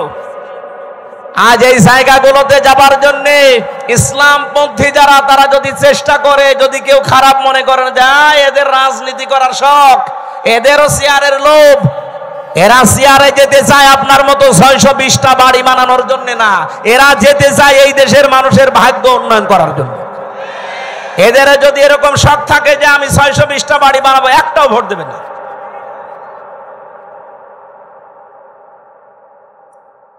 কোন কারণে আমার এই ঝামেলাপূর্ণ রাস্তায় আসার দরকার? আমার কোনো দরকার ছিল না। আমি আমার নিজেরটা বলছি, কালাম ভাই তার নিজেরটা বলুক। সারা জীবন ছাত্র ছাত্রী পড়িয়েছে, অধ্যাপক ছিল, জীবনের শেষ বয়সে এসেছে পেনশন পাবে, 25, 30, 40, 50 লাখ টাকা পাবে। যা জীবন আর বাকি আছে আরামে খেয়ে চলে যেতে বাধ্য। কোন কারণে এই রক্ত পিচ্ছিল পথে এই মানুষের ঝামেলাপূর্ণ জায়গায় আসা লাগবে বলেন? আল্লাহ আমার যা দিয়েছে, আমার বাবার যা আছে, আমি মরণ পর্যন্ত যদি আরামে থাকতে চাই কোনো অসুবিধা নেই। কোন কারণে আমার এই রক্ত পিচ্ছিল পথে মানুষের এই গালি গালাজ, অপমান, অপদস্থের পথে আসা লাগবে? আমি দেখতে পাচ্ছি এই রাস্তাগুলোই না আসলে যারা আছে এরা একটাও এই রাস্তা ঠিক রাখবে না, রাস্তাও খেয়ে ফেলবে। এ কারণে আমাদের আশা লাগছে। আর এইটাকে এখন কেউ বলছে যে না এরা রাজনীতি করছে, এটা ধর্ম ব্যবসা করছে। আমারটা যদি ধর্ম ব্যবসা হয়, আপনারটা কি বলেন? আমার এটা যদি ধর্ম ব্যবসা হয়, আপনারটা কি আপনি বলেন? আপনি তো 5 বছর পরে ঠিকই মমতাজের মতো হয়ে যাবেন, 5 বছর পরে ঠিকই আপনি সালমান এফ রহমানের মতো হয়ে যাবেন। কিন্তু 5 বছর পরে আমি সালমান এফ রহমান না, আমার মনে হয় যা আছে এর চাইতে আরো 3 ভাগের 2 ভাগ চলে যাবে। সত্য কথা এইটাই, আপনার কাছে খারাপ লাগলেও বাস্তবতা এটাই, কারণ প্রমাণ হয়ে গেছে। মাওলানা মতিউর রহমান নিজামী আর আলে আহসান মুজাহিদ রহমতুল্লাহ আলাইহি জীবনে তারা প্রমাণ করে দেখিয়েছে যে ইসলামের উপরে টিকে থাকলে অবস্থা এই হয়। তারা যদি লাইনে না এসে নিজেরা শুধু মসজিদের ইমামতি করে চলে যেত, জীবন কাটিয়ে চলে যেতে পারত। কি দেখিয়েছে আপনি দেখেছেন, তামাম দুনিয়া অবাক হয়ে আছে আজ পর্যন্ত। এই বাংলাদেশে দৃষ্টান্ত এই 54 বছরে কেউ দেখাতে পারে নাই যে মন্ত্রীর দায়িত্ব পালন করে আবার 36 টাকা ফেরত দেয়। আপনি বলেন তো কে আছে দেখান, আমি সেখানে যাব। আর আজ শাহীবাসী যেহেতু হযরত ইব্রাহিম আদম আলাইহিস সালাম তার সন্তানের কাহিনী আমাদেরকে আল্লাহ শোনাতে বলেছিলেন, আজ হাবিলের মতো কিছু মানুষ আমরা তৈরি হয়েছি। নিজেদের জীবনে পরিষ্কার পরিচ্ছন্ন করে, কর্মজীবন পরিষ্কার পরিচ্ছন্ন রেখে আজ আমরা মানুষের আস্থা ভাজন অলরেডি হয়ে গেছি। কিন্তু কাবিল যেটা, ও নিজেকে নিজে সংশোধন না করে, ওরটা কেন কবুল হয়নি ওগুলো আবিষ্কার না করে আমারটা হয়েছে, ও আমাকেই মেরে ফেলতে চায়। এরকম কাবিল দেশে নেই, এক কথা বলেন নেই।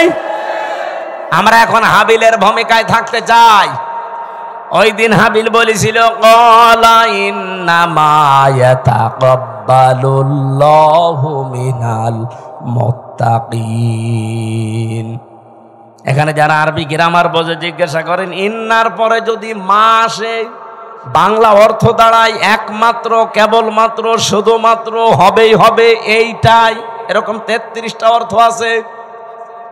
হাবিল ওই দিন জানাতে চেয়েছে, হে ভাই আপনি আমার বয়সে বড়, আপনার শক্তিও শরীরে বেশি, দুনিয়ায় এসেছেন আপনি আগে, খেয়েছেনও বেশি, এখন আপনার সাথে তো আমি পারবো না। কিন্তু সাফ কথা শোনেন, আপনার কোরবানি কবুল হয়নি, আমারটা হয়েছে, আপনি এখন আমাকেই মেরে ফেলতে চান। আপনাকে জনগণ ভালোবাসে না চাঁদাবাজির কারণে, আপনার চরিত্রের কারণে। আর আমার জীবনে ওইসব নেই, এই জন্য মানুষ আমাকে বিশ্বাস করে, আমার উপরে আস্থা রাখে, আর আপনি আমাকেই মেরে ফেলতে চান। সাফ কথা শুনে রাখেন, ক্বালা ইন্নামা ইয়াতাকাব্বালুল্লাহু মিনাল মুত্তাকিন। ইয়াতাকাব্বালু মোজারে, বর্তমান, ভবিষ্যৎ, প্রেজেন্ট, ফিউচার। শুধু আজকের দিন না, কিয়ামত পর্যন্ত শুধুমাত্র আল্লাহ গ্রহণ করে, কবুল করে মুত্তাকিদের জিনিসপত্র।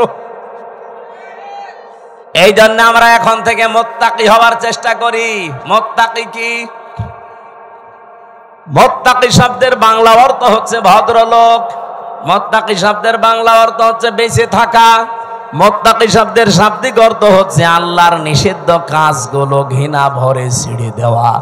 মুত্তাকি শব্দের বাংলা অর্থ হচ্ছে যোগ্য হওয়া, নিজেকে যোগ্যতাপূর্ণ তৈরি করা। আপনি মুত্তাকির যতগুলো অর্থ বললাম, কোন অর্থে আপনি নিজে আছেন বলেন? আল্লাহর নিষিদ্ধ কাজ ঘৃণা করে ছেড়ে দিতে পারেন? পারেন? পারেন না। যেগুলো আপনি মোবাইলে দেখেন ওইটা বাইরে দেখা যায় যাচ্ছে, যেটা মোবাইলে দেখেন ওইটা যায় যাচ্ছে। বাইরে যেই দৃশ্য দেখা যায় ওই দৃশ্য মোবাইলে দেখা যায়, বাইরে যেই দৃশ্য দেখা যায় নেই ওইটা মোবাইলে দেখা যায় নেই। এখানে আমার মনে হয় এমন অনেক মানুষ এমন আছে, এমন এমন দৃশ্য মোবাইলে রেখে দিয়েছে, এমন এমন ভিডিও আছে, নিজে দেখলে আনন্দ লাগে, ভালো লাগে, সুখ পায়, শান্তি পায়, কিন্তু অন্য কেউ দেখলেই লজ্জা পায়। এরকম ভিডিও আছে কার কার? হাত তোলেন তো। আলহামদুলিল্লাহ। না, ভালো, আলহামদুলিল্লাহ। এলাকায় মুত্তাকি তাহলে অনেক আছে, বোঝা যাচ্ছে। এক্ষুনি আমি চেক করবো জিহাদরে দিয়ে। যাও তো, একটা একটা করে মোবাইল চেক করে দেখো, এমন এমন ভিডিও যদি থাকে যেটা নিজে দেখলে আনন্দ পায়, অন্য দেখলেই লজ্জা পায়। যারা ঠিক বললো যে একটা একটু ওঠেন তো দেখি আল্লাহর ওলি, যাওয়ার আগে ডিলিট করে দেবেন। মুত্তাকি হওয়া ছাড়া কিছুই কবুল হবে না জীবনে। আদম নবীর সন্তান হাবিল এইটা জানিয়েছিল তার ভাইকে। এজন্য আজ যারা কাবিলের ভূমিকায় আছেন, জোর করে জবরদস্তি করে উল্টাপাল্টা করে শক্তি দেখিয়ে সন্ত্রাসী কায়দায় আবার অনেকে চেষ্টা চালাচ্ছে যে যাব। কোথায় যাবেন? যাবেন কি করে? আপনি মুত্তাকি হন নাই তো আপনাকে জনগণ গ্রহণ করবে না, আল্লাহ তো গ্রহণ করবেই না। এই জন্য জাল মাল দিয়ে চেষ্টা করে যাচ্ছি যে আমরা মুত্তাকি হব। আমাদের পূর্বপুরুষরাও মুত্তাকি ছিল। এই কথা বলেন না কেন? তারা অন্যায় অবৈধ কাজ যেমন ঘৃণা ভরে ছেড়ে দিয়েছে, তারা নিজেকে যোগ্যতা সম্পন্ন তৈরি করেছে। অনেকে বলে হুজুররা কিছু চালাতে পারবে না। চালাতে পারে নাই। কৃষি মন্ত্রণালয়, শিল্প মন্ত্রণালয় নিখুঁত ভাবে চালিয়েছে, আর এমন নিখুঁত ভাবে চালিয়ে দেখিয়েছে বাংলাদেশে ইতিহাস হয়ে আছে শিল্প মন্ত্রণালয়টা। আজ পর্যন্ত কেউ রেকর্ড ভাঙতে পারে নাই। মাওলানা মতিয়ার রহমান নিজামী রহমতুল্লাহ আলাইহি যখন শিল্পমন্ত্রী ছিলেন, আমি নিজে ওই সময় দর্শনা মাদ্রাসায় পড়ি চুয়াডাঙ্গায়। ওই যে কেরুস মিল নাম শোনেননি? চিনির মিল, কেরুর মদ, ওই জায়গায় উনি গিয়েছিলেন। ওই সময় একজনকে পাঠিয়েছিলেন এমডি করে। এই যে সৎ মানুষ চেয়ারে থাকলে যে কি হয়, আর 54 বছরে সেখানে 1 টাকা লাভ হয়নি, অথচ ওই 5 বছরে 5 বার প্রত্যেকবার লাভ হয়েছে। সুবহানাল্লাহ বলতে পারেন নাই? এরকম মানুষগুলো শুধু শিল্প মন্ত্রণালয় না, যত মন্ত্রী আছে সব যদি এইরকম মানুষ হতো না, এ দেশটা ওই মালয়েশিয়ার মতো 2004 সাল থেকে দাঁড়িয়ে যেত। তো দাঁড়াবে কি করে? দাঁড়াবে কি করে যাদেরকে দায়িত্ব দেওয়া হয়? এত বড় চোর পৃথিবীতে নেই। 36,000 কোটি টাকা একটা দরবেশ চুরি করেছে। ওর দিকে তাকালে আমার কোটে আমার সাথে দেখা হয়তো মাঝে মাঝে। এই 3 বছরই ওর সাথে বহুবার দেখা হয়েছে। মাঝে মাঝে দেখতাম ওর মাথার চুল থেকে পায়ের তালু পর্যন্ত, মানে পায়ের তালুর নিচে যেটা থাকে ওই যে স্যান্ডেল, ওইটা পর্যন্ত সাদা। আমার মনে হয় ভেতরেও সাদা। ভেতরেটা তোর বলা যাচ্ছে না, ভেতরেও সাদা, চুল সাদা, ওর দাড়ি সাদা, জামা সাদা, পায়জামা সাদা, কোটি সাদা, এমনকি স্যান্ডেলও সাদা। ভেতরেটা সাদা নাতে কালো, ওটাও সাদা। কিন্তু একটা জিনিস ছিল একেবারে কালো কুচকুচে, মনটা। এক কথা বলেন না কেন? এই শয়তান বলেছে যে কোরআনের সমস্যা আছে। ওর তো ফাঁসি হওয়ার দরকার ছিল ওই সময়।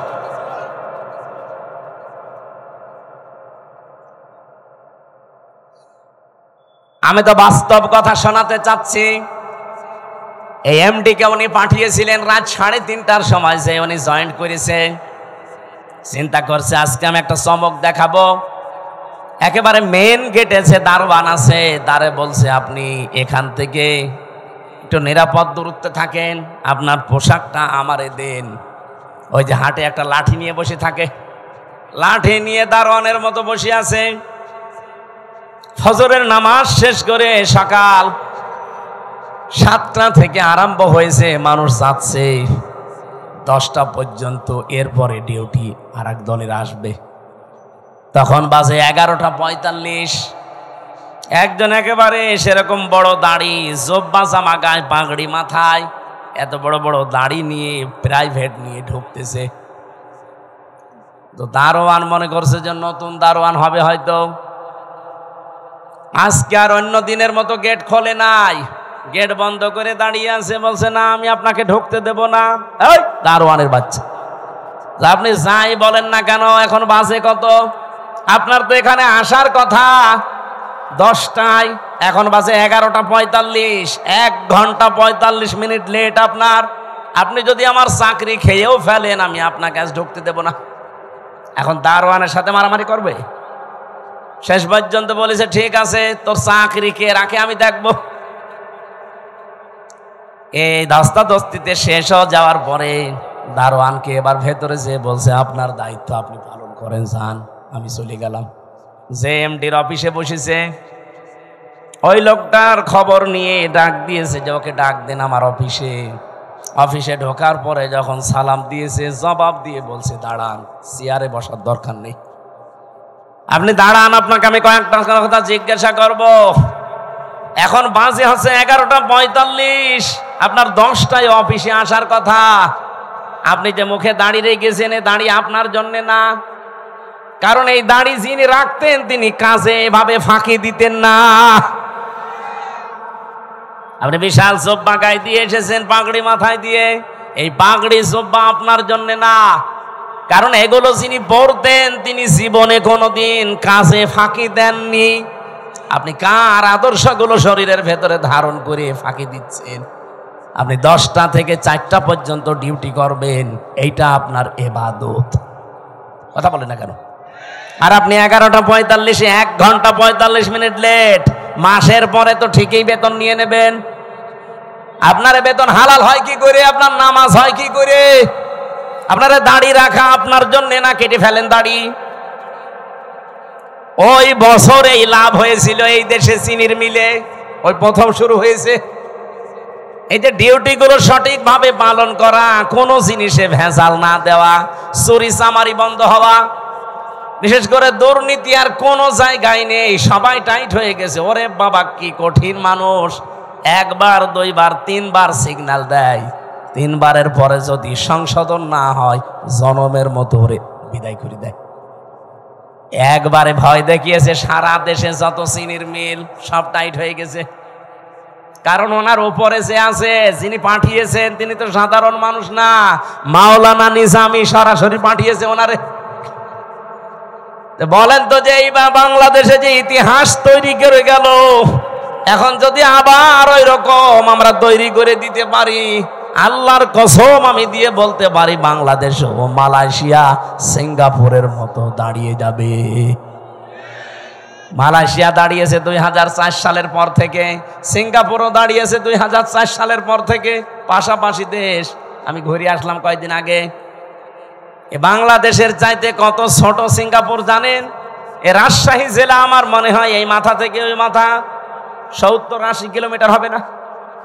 হবে না? কত? 80 কিলোমিটার এই জেলাটা, এ মাথা থেকে ও মাথা।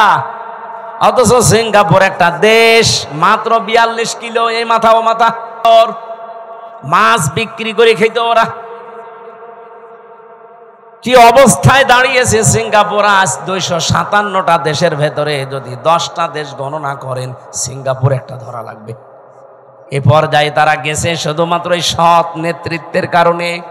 তারপরও তো তারা আল্লাহর আইন মানে না, শুধু যা আইন বানিয়েছে ওইটাই পঙ্খানো মানে, এই কারণে দাঁড়িয়েছে।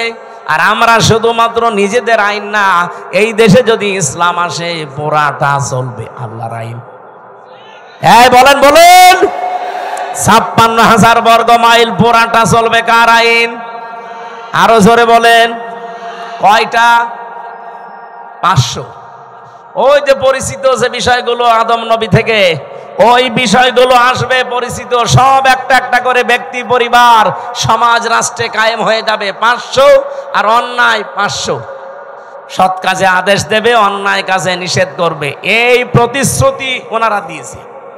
অন্য দলের ভেতরে যদি এই প্রতিশ্রুতি থাকে যে আল্লাযীনা ইম্মাক্কান্নাহুম ফিল আরদি আকামুস সালাত ওয়া আতাবুজ যাকাত ওয়া আমারু বিল মারুফ ওয়া নাহাউ আনিল মুনকার ওয়ালিল্লাহি আকিবাতুল উমুর, যেই দলের কর্মসূচিতে এই চারটা আছে আপনি তাকে এবার ভোট দেবেন, সে যেই হোক। আমি কারো দলে বিদলে নেই, এই চারটা কর্মসূচি যার কাছে পাবেন তাকে এবার ভোট দেবেন। আর আমি যেহেতু নিজে দেখতেছি এই মানুষগুলো এই গ্যারান্টির উপরে আছে, এরা কথা দিয়েছে যদি ইসলাম দেশে সংসদে যায় প্রথমেই তারা নামাজের বিল আনবে। ওনারা জিজ্ঞাসা করেন, যদি বলেন না আমি নামাজের বিল প্রথমে আনবো না, আমি সুদের বিল আনবো, ওরা একটা ভোটও দেবেন না।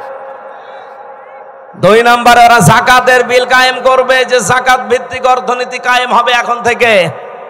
3 নম্বরে ভালো কাজ, যেটা পরিচিত কাজ, ওগুলো জারি হবে, এগুলো আদেশ হবে আইনের মাধ্যমে।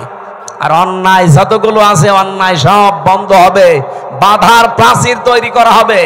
এটা যদি আজ বাংলাদেশে ইসলাম থাকতো, কুমারখালী এই গাজী কালুর চম্পাবতীর এই অর্ধ উলঙ্গ নাচের অনুমতি দিত, এটার জন্য মারামারি হইতো, আইন পাশ করে সব অন্যায় কাজগুলো বন্ধ করে দিত। এই জন্য আমরা চাচ্ছি আপনারা যা ভুল বোঝেন বা ভুল বোঝান, এই যে রাজশাহী অঞ্চলের এ পাশে কালকে আমার মাহফিল যেখানে আছে চাঁপাইনবাবগঞ্জ, 2 জন বিশাল বিশাল মুফতি আছে, স্বামী আর স্ত্রী 2 জনই মুফতি, ভারতের কামান, এরা মুজাদ্দেদে জামান। কি ফতোয়া দিচ্ছে দেখেছেন? এরা কোনদিন 24-এর কথা বলে না, এরা শুধু কথা বললে 71, 47, 52 কথা বলছে না কেন? আরো কিছু তৈরি হয়েছে তাদের মুরিদ। এই পাবনার একটা হাবিব ঘোষণা দিয়েছে, এই পাবনা জেলার আটঘরিয়ায় জামাত ইসলামের কোন মানুষ আযানও দিতে পারবে না, নামাজও পড়াতে পারবে না। আপনি ঘোষণা দিয়েই শেষ করে দিলে হবে? আপনি নিজে নামাজ পড়াতে পারবেন? আজকে একজনের নামাজ দেখলাম, কি সূরা পড়ছে গো, জিবরাইল নতুন নাজিল করছে, আলাম তারা কাইফা ফালা রাব্বুকা বিয়াস। তাও তো আমি ভালো করে পড়ছি, এটা শোনান তো। কি তেলাওয়াত, আমার মনে হয় দাঁত মুখ ভেঙে যাবে। এই কথা যে বলতে পারে, আমার মনে হয় তারে এখন থেকে ইমামতির জায়গায় দাঁড় করিয়ে দেওয়া লাগবে। আর ওই যে আর এক চাপাবাজ যেটা ডিম খাচ্ছে, আচ্ছা আমার বুখারী শরীফ, কোরআন শরীফ সব পড়া শেষ, হ্যাঁ, পুরাটা চাপাবাজি। এই বহু চাপাবাজ এই দেশে এখনো আছে গোপনে, আর প্রকাশ্যে অনেকে 24-এর কথা বলে না, কথা বললেই 71, কথা বললেই 52, কথা বললেই 47। আরে ভাই, 71, 52, 47 আমরা কেউ ছিলাম না, আমরা ছিলাম 24-এ। এই যে মে মাস চলছে, আজকে 22 তারিখ, এই সামনে মাসের 10 তারিখে, জুন মাসের, এই দেশে জুলাই ঘোষণাপত্র অলরেডি প্রকাশ করা হবে। যখন এই ঘোষণাপত্র আসবে তখন অটোমেটিক ভাবে বাংলাদেশের সংবিধান বাতিল হয়ে যাবে। আর এই সংবিধান অনুযায়ী এখন যে চুপ্প মিয়া আছে রাষ্ট্রপতিও অটোমেটিক বাতিল হয়ে যাবে। এক কথা বলেন না কেন? কারণ এই দেশ চলবে এখন 24-এর চেতনায়। কথা বলেন ঠিক কিনা? কোন বৈষম্য থাকবে না দেশে, আর বৈষম্য যতদিন আছে ততদিন নির্বাচনও হবে না। তাহলে নির্বাচন দিলে 2732 জন মানুষ মরে গেল, ওদের কি জীবনের দাম নেই? তো ওদের জীবনের দাম দেন, তারপরে আপনি 72, 71, 73-এর কথা নিয়ে আসেন। আমরা 71-কে সম্মান করি, 52-কে সম্মান করি, 47-কে সম্মান করি, কিন্তু না, সবচাইতে বড় সম্মানের জায়গা এখন আমি যেহেতু দেখেছি নিজে 24 কি 24। কথা বলেন না কেন? এই দেশ চলবে এখন 24-এর চেতনায়। কোন চাপাবাজি এ দেশে আর চলবে? যদি এরকম চাপাবাজি করে মমতাজের মতো সেও ডিম খাবে। তাও কি ভালো ডিম? পচা ডিম। যে ডিম খেয়েছে মহিলা আজকে মানিকগঞ্জে, ও জীবনে মনে হয় আর কোর্টে হাজিরা দিতে আসবে না।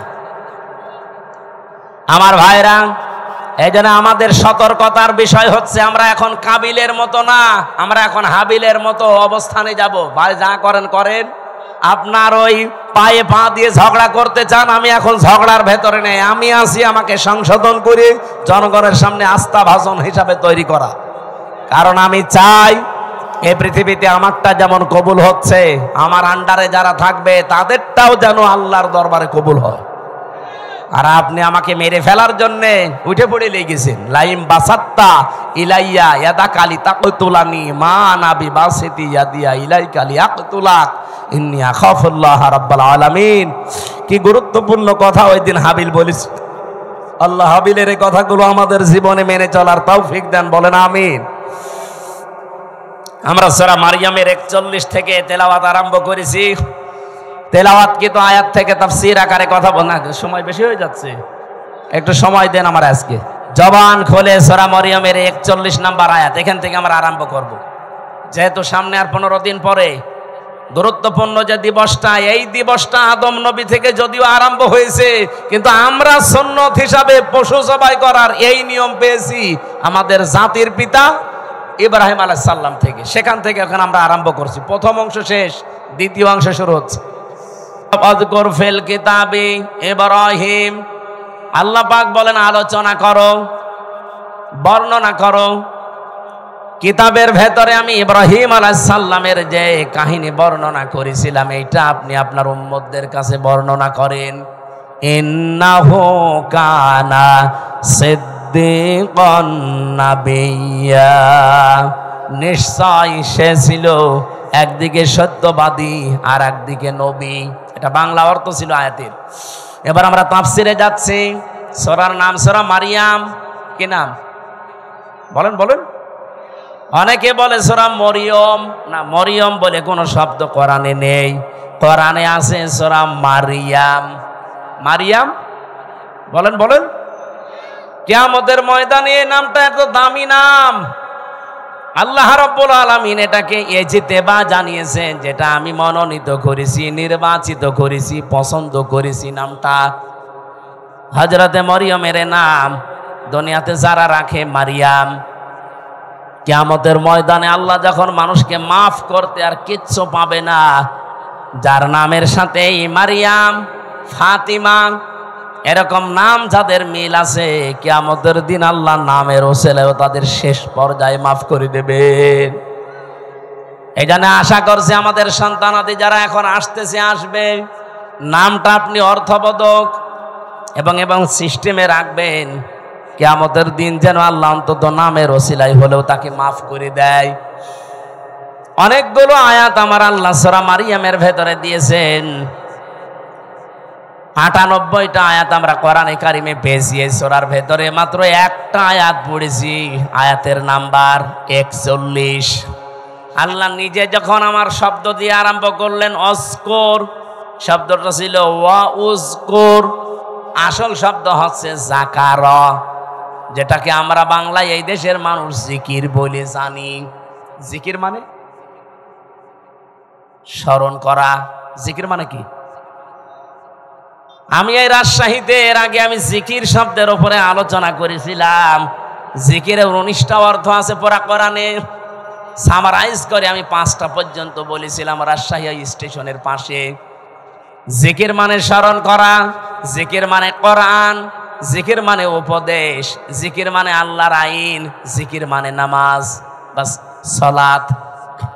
এই 5টা অর্থেরই আবার ব্যাখ্যা আছে। যেহেতু আজকে আমার জিকির নিয়ে আলোচনা না, শব্দটা এসেছে আয়াতের প্রথমে, এই জন্য জিকির বলতে আমি যেটা আছে কোরআনে ওটা টাচ দিলাম। আর জিকিরকে কোনো মানুষ যখন ইবাদত হিসাবে নিতে চায়, মাস্ট বি তাকে 4টা শব্দকে বেছে নেওয়া লাগবে জিকির হিসাবে। সুবহানাল্লাহ, আলহামদুলিল্লাহ, লা ইলাহা ইল্লাল্লাহ, আল্লাহু আকবার। রাজশাহী বাসী এটা রেকর্ড হচ্ছে, তো এই জন্য বললাম আজ বাংলাদেশে যে ভেজাল চলছে জিকিরের নামে, বহু জায়গায় 4টা শব্দের বাইরে জিকির নেই। বলেন বলেন, এই যে তাহিরি সাহেব যে জিকির গুলো আরম্ভ করেছে, এগুলো এই 4টা শব্দের ভেতরে পাবেন। ও জিকির করে ইয়ালি বাবা, শালি বাবা, কেল্লা বাবা, ফতে বাবা, ন্যাংটা বাবা। বলেন এই 4টা শব্দের ভেতরে ফতে বাবা আছে, কেল্লা বাবা আছে, কথা বলেন না কেন? সুতরাং এগুলো জিকির না, এগুলো ওদের ফিকির। এ বাংলার মানুষেরা সতর্ক হন, জিকির করবেন 4টা শব্দ দিয়ে, কারণ এটা ইবাদত। কোন মানুষ আল্লাহর জিকিরকে খণ্ডন করতে পারবে না। যারা আজকে আল্লাহর 4টা শব্দকে আলাদা আলাদা করে ডাকে, তাদের জিকির হয় না। কেউ যদি বলেন আল্লাহু আকবার, আকবার আকবার হবে না, কি বলা লাগবে? আল্লাহু আকবার বলা লাগবে। তাহলে এটা জিকির হবে, প্রতিটি অক্ষরে 10টা করে নেকি হবে, কারণ আল্লাহর কালেমা খণ্ডন করা জায়েজ নেই। অতাম্মাত কালিমাতু রাব্বিকা সিদকাও ওয়া আদলা লা মুবাদদিলা লিকালিমাতিহি ওয়া হুয়াস সামিউল আলিম। বলেন আল্লাহু আকবার। এখানে 3টা বিষয় লেখা আছে আয়াতের ভেতরে। আল্লাহ বলেন আমার কোরআন পরিপূর্ণ সত্য কথা দিয়ে, 2 নম্বরে আমার কোরআন ইনসাফ দিয়ে পরিপূর্ণ, 3 নম্বরে আমার কোরআনের কোনো কথা রদ বদল নেই, পরিবর্তন নেই। আযারুল্লাযীনা ইউলহিদুনা ফি আসমাই, এটা পাবেন সূরা আরাফ 9 নম্বর পারা 13 নম্বর পৃষ্ঠার 5 নম্বর লাইনের 180 নম্বর আয়াতের মাঝের অংশে আছে। যত তাফসিরে দেখবেন এইটাই লেখা পাবেন। আল্লাহ বলেন আমার নামকে তোমরা এলহাদ করবা না। এলহাদ মানে বলেন বলেন, এলহাদ মানে পাল্টিয়ে ফেলা, এলহাদ মানে পরিবর্তন করা, উলট পালট করে ডাকা।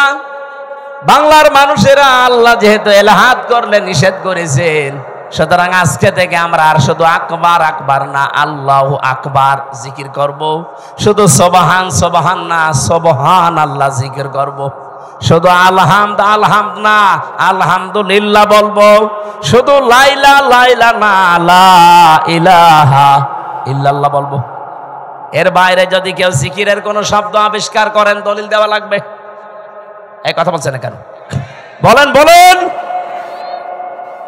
হ্যাঁ, আপনি সব সময় মুখে জারি রাখতে পারেন একটা শব্দ, সেটা হচ্ছে আস্তাগফিরুল্লাহ। আস্তাগফিরুল্লাহ সব সময় মুখে জারি রাখবেন।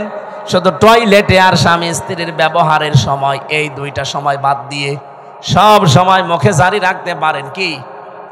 আস্তাগফিরুল্লাহ। বলেন আস্তাগফিরুল্লাহ, আস্তাগফিরুল্লাহ। মনে যখনই আপনার আনমনা হয়ে যাবে, এই শব্দটা মুখে জারি রেখে দেবেন। বিশ্বনবী বলেন এটা যার জীবনে যত বেশি থাকবে, আমার আল্লাহ জান্নাতে তার নিয়ামত তত বেশি বৃদ্ধি করে দেবে। জান্নাতের খাজানা বলা হয় একটা শব্দকে, নাম হচ্ছে লা হাওলা ওয়ালা কুওয়াতা ইল্লা বিল্লাহ।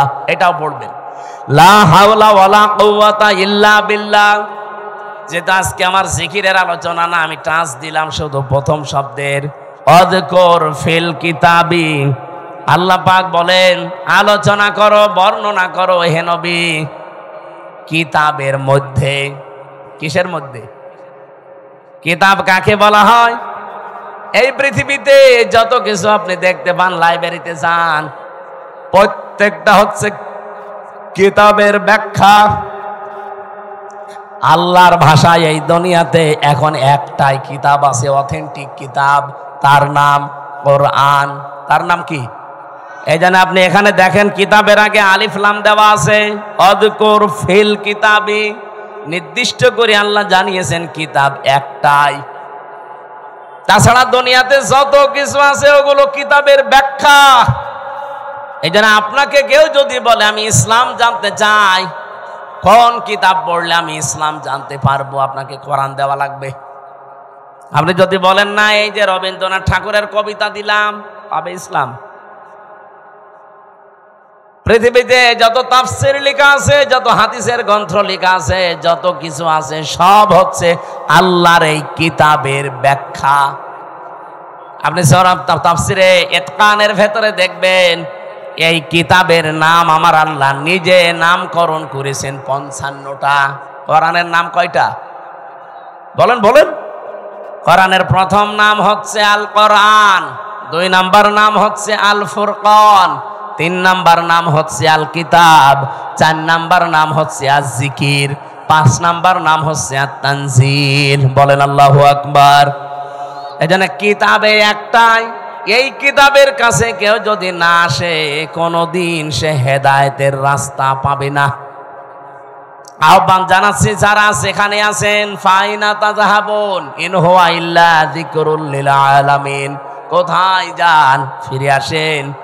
এই কোরআন কারীম এই পৃথিবীর মানবতার জন্য মহান আল্লাহর পক্ষ থেকে একটা উপদেশ। বলেন সুবহানাল্লাহ। আমি কিতাবের আরো ব্যাখ্যা করতে পারতাম, ওদিকে আর যেতে চাই না। আল্লাহ বলেন আলোচনা করেন, বর্ণনা করেন এই কিতাবের ভেতরে। এই কিতাব মানে কোরআন শরীফের ভেতরে আল্লাহ যে বর্ণনা দিলেন, যার নাম এখানে প্রায় 27 জন নবীর নাম আমরা পেয়েছি, 25 জন আর 2 জন ইনডাইরেক্ট, সব মিলে 27 জন। এই 25 থেকে 27 জন নবীর ভেতরে অন্যতম 7 জন নবী, তার ভেতরে 1 নাম্বারে হযরত ইব্রাহিম আলাইহিস সালাম।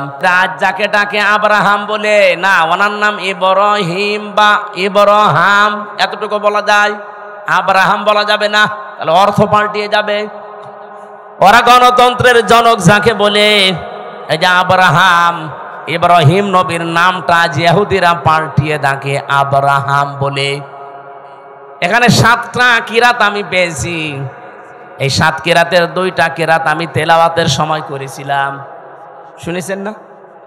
আযকুর ফিল কিতাবি ইব্রাহিম, আযকুর ফিল কিতাবি ইব্রাহিম। বলেন আল্লাহু আকবার। এটা তো আর ওইরকম মক্তবের ক্লাস চলছে না যে আপনাকে আমি কিরাতের উপরে ট্রেনিং দেব। রব্বুল আলামিন বলেন আমার ইব্রাহিমের কথা আমি এই কোরআনে আলোচনা করেছি, হে নবী কেন জানেন? এবার আসেন। ইন্নাহু কানা সিদ্দিকান নাবিয়্যা, নিশ্চয় সে ছিল একদিকে সিদ্দিক আর একদিকে নবী। এখন সিদ্দিক কি আর নবী কি? 1 নম্বরে আমরা নবীর ব্যাখ্যা করি, তারপরে সিদ্দিক। নবী শব্দের বাংলা অর্থ হচ্ছে সংবাদ বাহক। এটা নাবা থেকে এসেছে। নাবা মানে ব্রেকিং নিউজ। এই যে টিভির নিচ দিয়ে আজকে ব্রেকিং নিউজ যাচ্ছে, আপনি এখন এসে দেখেন রাত 10টা 1 মিনিটে ওসি প্রদীপ আর এসআই লিয়াকতের ফাঁসি হবে, এটা ব্রেকিং নিউজ যাচ্ছে। স্বৈরাচারের দোসর যারা ছিল 1628 জন, তার ভেতরে 2 জন না হলেও 1 জন তো মাস্ট বি ওসি প্রদীপ। আজকে আমার সাথে 3টা বছরই জেলে ছিল। আমি সেখানে বসতাম জেলারের সামনে, সোফারের সামনে, ওই শয়তান আমার পাশে বসতো। আমার এসে মাঝে মাঝে বলতো, হুজুর আমার কোনো দোষ নেই, সব বানানো। অথচ 204 জন মানুষকে ক্রস ফায়ারের নাটক করে হত্যা করেছে। সবচাইতে বেশি মানুষ ওই টেকনাফে, উখিয়া টেকনাফ ওই এলাকায় মানুষ হত্যা করার জন্য লাইসেন্স নিয়েছিল ওই স্বৈরাচারের কাছ থেকে, মাদকের নাম করে। ওই এলাকায় যেহেতু সবচাইতে বেশি একামতে দিনের মানুষ, কক্সবাজার চট্টগ্রামে এমনিতেই একামতে দিনের মানুষ বেশি। ওই কয়েক বছরের ভেতরে সবচাইতে বেশি মানুষ হত্যা করেছে শিবিরের। 204 জন মানুষ মেরেছে। এই ব্রেকিং নিউজটা আজকে যাচ্ছে। এখন ব্রেকিং নিউজ লিখতে কি লাগে? আপনি দেখেন ইংরেজি শব্দ যেহেতু নিউজ, নো কি NEWS লাগে না? আপনি একটা একটা করে শব্দের সাথে অর্থ মিলান। এন দিয়ে যদি ধরেন ইস্ট, ই দিয়ে নর্থ, নাই এন দিয়ে নর্থ, ই দিয়ে যদি ইস্ট ধরেন, ডাব্লু দিয়ে ওয়েস্ট, আর এস দিয়ে সাউথ, তাহলে পৃথিবীর 4 কোণা হয়ে যাচ্ছে। তামাম পৃথিবীতে যত সংবাদ পৌঁছানো লাগবে সব আমার আল্লাহ নবীদেরকে দিয়ে পৌঁছিয়েছিলেন। বলেন সুবহানাল্লাহ। সব চাইতে বড় সংবাদ হচ্ছে, এরপরে একটা একটা করে সংবাদগুলো তিনি পরিবেশন করবেন তার পরিবার থেকে শুরু করে। 2 নম্বরে তিনি সিদ্দিক ছিলেন। সিদ্দিক কি? সত্য কথা বললেই সিদ্দিক হয় না মানুষ। সত্যকে সত্য বলে জানার পরে যারা দ্বিধাহীন চিত্তে প্রশ্ন ছাড়া গ্রহণ করে নিতে পারে তার নাম সিদ্দিক। হযরতে আবু বকর পর্যন্ত তিনি ছিলেন, কিন্তু জানি যখন মেরাজের এই কাহিনীকে সত্যকে সত্য জানার পরে কোনো প্রশ্ন ছাড়া দ্বিধাহীন চিত্তে মেনে নিয়েছিলেন, বিশ্বাস করেছিলেন, বিশ্বনবী ওই দিন তাকে বলেছিলেন, তুমি আবু বকর শুধু না, আজকে থেকে আবু বকর সিদ্দিক। তাহলে আজ বাংলাদেশে আমরা যদি কেউ সিদ্দিক হতে চাই, কিয়ামতের দিন যেহেতু 4 প্রকার মানুষকে আল্লাহ পুরস্কার দেবে, মিনান নাবিয়্যিনা ওয়াস-সিদ্দীকিনা ওয়াশ-শুহাদা ওয়াস-সালিহিন, এই 4 প্রকারের ভেতরে 2 নম্বরে সিদ্দিক।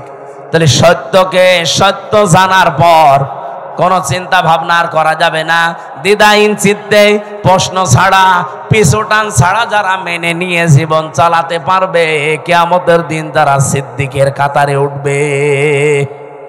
এ বাংলাদেশে সিদ্দিক আছে, খালি নামে আছে আবু বকর সিদ্দিক।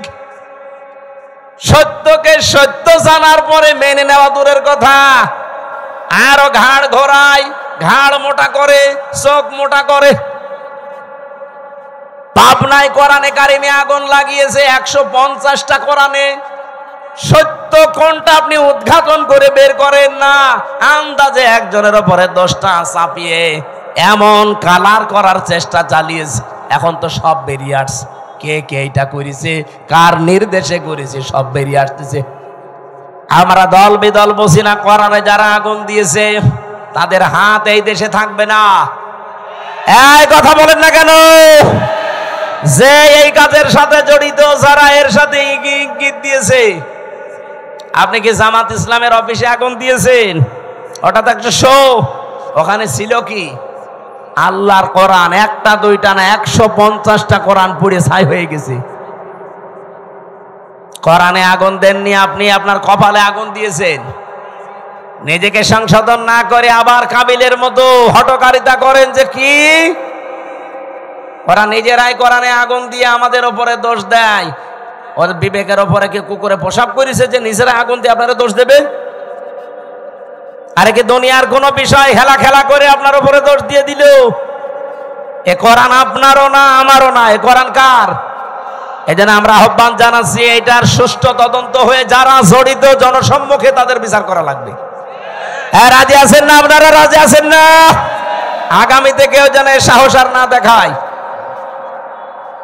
সিদ্দিকী আমরা বুঝি না, আমাদের জাতির পিতা হযরত ইব্রাহিম, তিনি প্রথমে আকাশের তারকা দেখে বলেছিলেন এইটাই আমার খোদা হবে।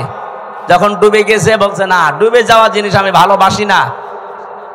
যখন চাঁদ দেখলেন বললেন এটা আর একটু বড়, এটা আমার বড় খোদা। বললেন না, এইটাও ডুবে গেছে, মানি না।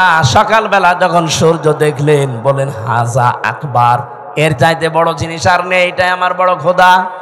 ওইটা যখন সন্ধ্যাবেলা ডুবে গেল তিনি ডাক দিয়ে বললেন না, ইন্নী ওয়াজ্জাহতু ওয়াজহিয়া লিল্লাযী ফাতারাস সামাওয়াতি ওয়াল আরদা হানিফা ওয়া মা আনা মিনাল মুশরিকিন। আমি আজ আমার চেহারাকে ঘুরিয়ে দিলাম ওই আল্লাহর দিকে যিনি আকাশ আর জমিনের উদ্ভাবক। আমি একনিষ্ঠভাবে মন থেকেই ঘুরে এসেছি, আমি মুশরিক না। ও বাংলার মানুষেরা, জাতির পিতা ইব্রাহিম তিনি নিজে খোঁজ করে করে সত্যকে উদ্ঘাটন করেছিলেন, আর আমরা সেই জাতির পিতার সন্তান। চোখে আঙ্গুল দিয়ে দেখিয়ে দিলেও আমরা সত্যকে সত্য হিসাবে মানতে চাই না। এই কথা বলেন না কেন? আপনি জাতির পিতা ইব্রাহিমের সন্তান আর নেই, তিনি সত্যকে খুঁজে নিয়েছিলেন, আর আমাদেরকে সত্য আঙ্গুল দিয়ে দেখিয়ে দেওয়া হয়, তারপরও মানতে তো চাই না। সত্য কেউ নিয়ে আসলে তাকেও মেরে ফেলতে চায়। হযরত ইব্রাহিম বলেছিলেন, ইয ক্বালা লিআবিহি ইয়া আবাতি লিমা তা'বুদু মা লা ইয়াসমা'ু ওয়া লা ইউবসিরু ওয়া লা ইউগনি আনকা শাইআ।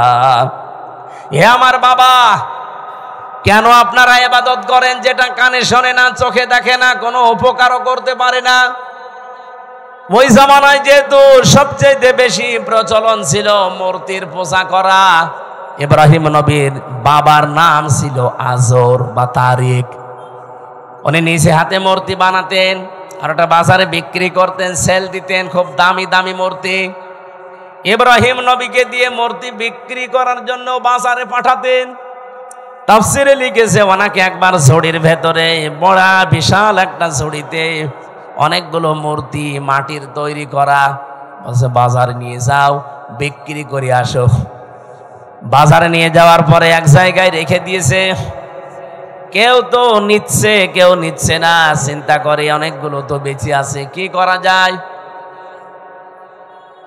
মনের ভেতরে ওই যে উনি সত্যের সন্ধান যেহেতু আগেই পেয়েছিলেন, বাবাকে এত করে বুঝিয়েছেন যে বাবা এখানে শোনে না, চোখে দেখে না, উপকারও করতে পারে না, আপনি এর পেছনে সময় দেন, শ্রম দেন, এর কাছে মাথা নত করেন। বাবা তো মানে নাই, বলছে এটা আমার ব্যবসা, এটা করলে অনেক কিছু আয় হবে। প্রতিমধ্যে নিজে নিজে একটার সাথে আর একটা ঠোকর লাগিয়েছে। মাটির জিনিস, শুকনা জিনিস একটার সাথে আর একটা মারে ভেঙে যায়। বাড়িতে ঝুড়ি ভর্তি করে নিয়ে এসে বলছে বাবা এই দেখেন রাস্তায় মারামারি করে এদের অবস্থা। আমার মনে হয় বিশ্বে আজ যারা মুশরিক আছেন, যারা মূর্তি পূজা করেন, বিবেকের উপরে যদি কুকুরে পেশাব করে না দেয়, বিবেক যদি কারো কাছে বন্ধক না রাখেন, নিজের হাতে তৈরি করা জিনিসের সামনে জীবনও আপনি মাথা নত করবেন না। অনেকে দলিল দিয়েছিলেন, প্রথমে যুক্তি দিলেন বাবা মা লা ইয়াসমাউ ওয়া লা ইউবসিরু ওয়া লা ইউগনি আনকা শাইআ, যে কানে শোনে না, চোখে দেখে না, আপনাকে আমি এত করে বোঝালাম, আর এখন আপনি বলছেন যে ভেঙ্গে ভেঙ্গে তারা নিজেরা মারামারি করে মরে গেছে। আমি আপনাকে বোঝালাম যে ওরা নিজেরা মারামারি করে, আপনি বিশ্বাস করেন না। আপনি বলছেন না ওরা তো কথা বলতে পারে না। কথা যেহেতু বলতে পারে না, কানে শুনতে পারে না, বিপদে পড়লে আমারে বাঁচাতেও পারে না, তাহলে এর সামনে আপনি মাথা নত করেন কেন? বাবা তখন লাজবাব হয়ে গেছে। হযরত ইব্রাহিম দেখলেন আমার বাবা যখন অন্তত এখন আর জবাব দিতে পারে না, তখন তিনি বলেছিলেন ইয়া আবাতি ইন্নী ক্বাদ জাআনি মিনাল ইলমি মা লাম ইয়াতিকা ফাত্তাবি'নি আহদিকা সিরাতান সাবিয়্যা। হে আমার বাবা, আমার কাছে একটা জ্ঞান এসেছে। ওই যে তিনি তিনটা জ্ঞানের মাঝখানে পেলেন তারকা, সূর্য আর চন্দ্র, দেখে দেখে একটার পর একটা যখন ডুবে যায় তার ভেতর থেকে ওই যে জ্ঞানটা, এই জ্ঞান উনি পেয়েছিলেন কোন জায়গা থেকে? ওই যে একেবারে প্রথম ক্লাস, ওই ক্লাসে আদম নবী, পৃষ্ঠদেশে ইব্রাহিম নবী ছিলেন না? বলেন বলেন। ওই দিন থেকে তিনি জেনেছিলেন। এটা হয়তো অনেকের চাপা পড়ে থাকে, এই জন্য প্রকাশ করতে চায় না। নবীদের যেহেতু আল্লাহ কন্ট্রোল করছেন, ওই জ্ঞানটা ওনার কাছে আমার আল্লাহ উদ্ভাসিত করে দিয়েছেন, জাগরণ করে দিয়েছেন।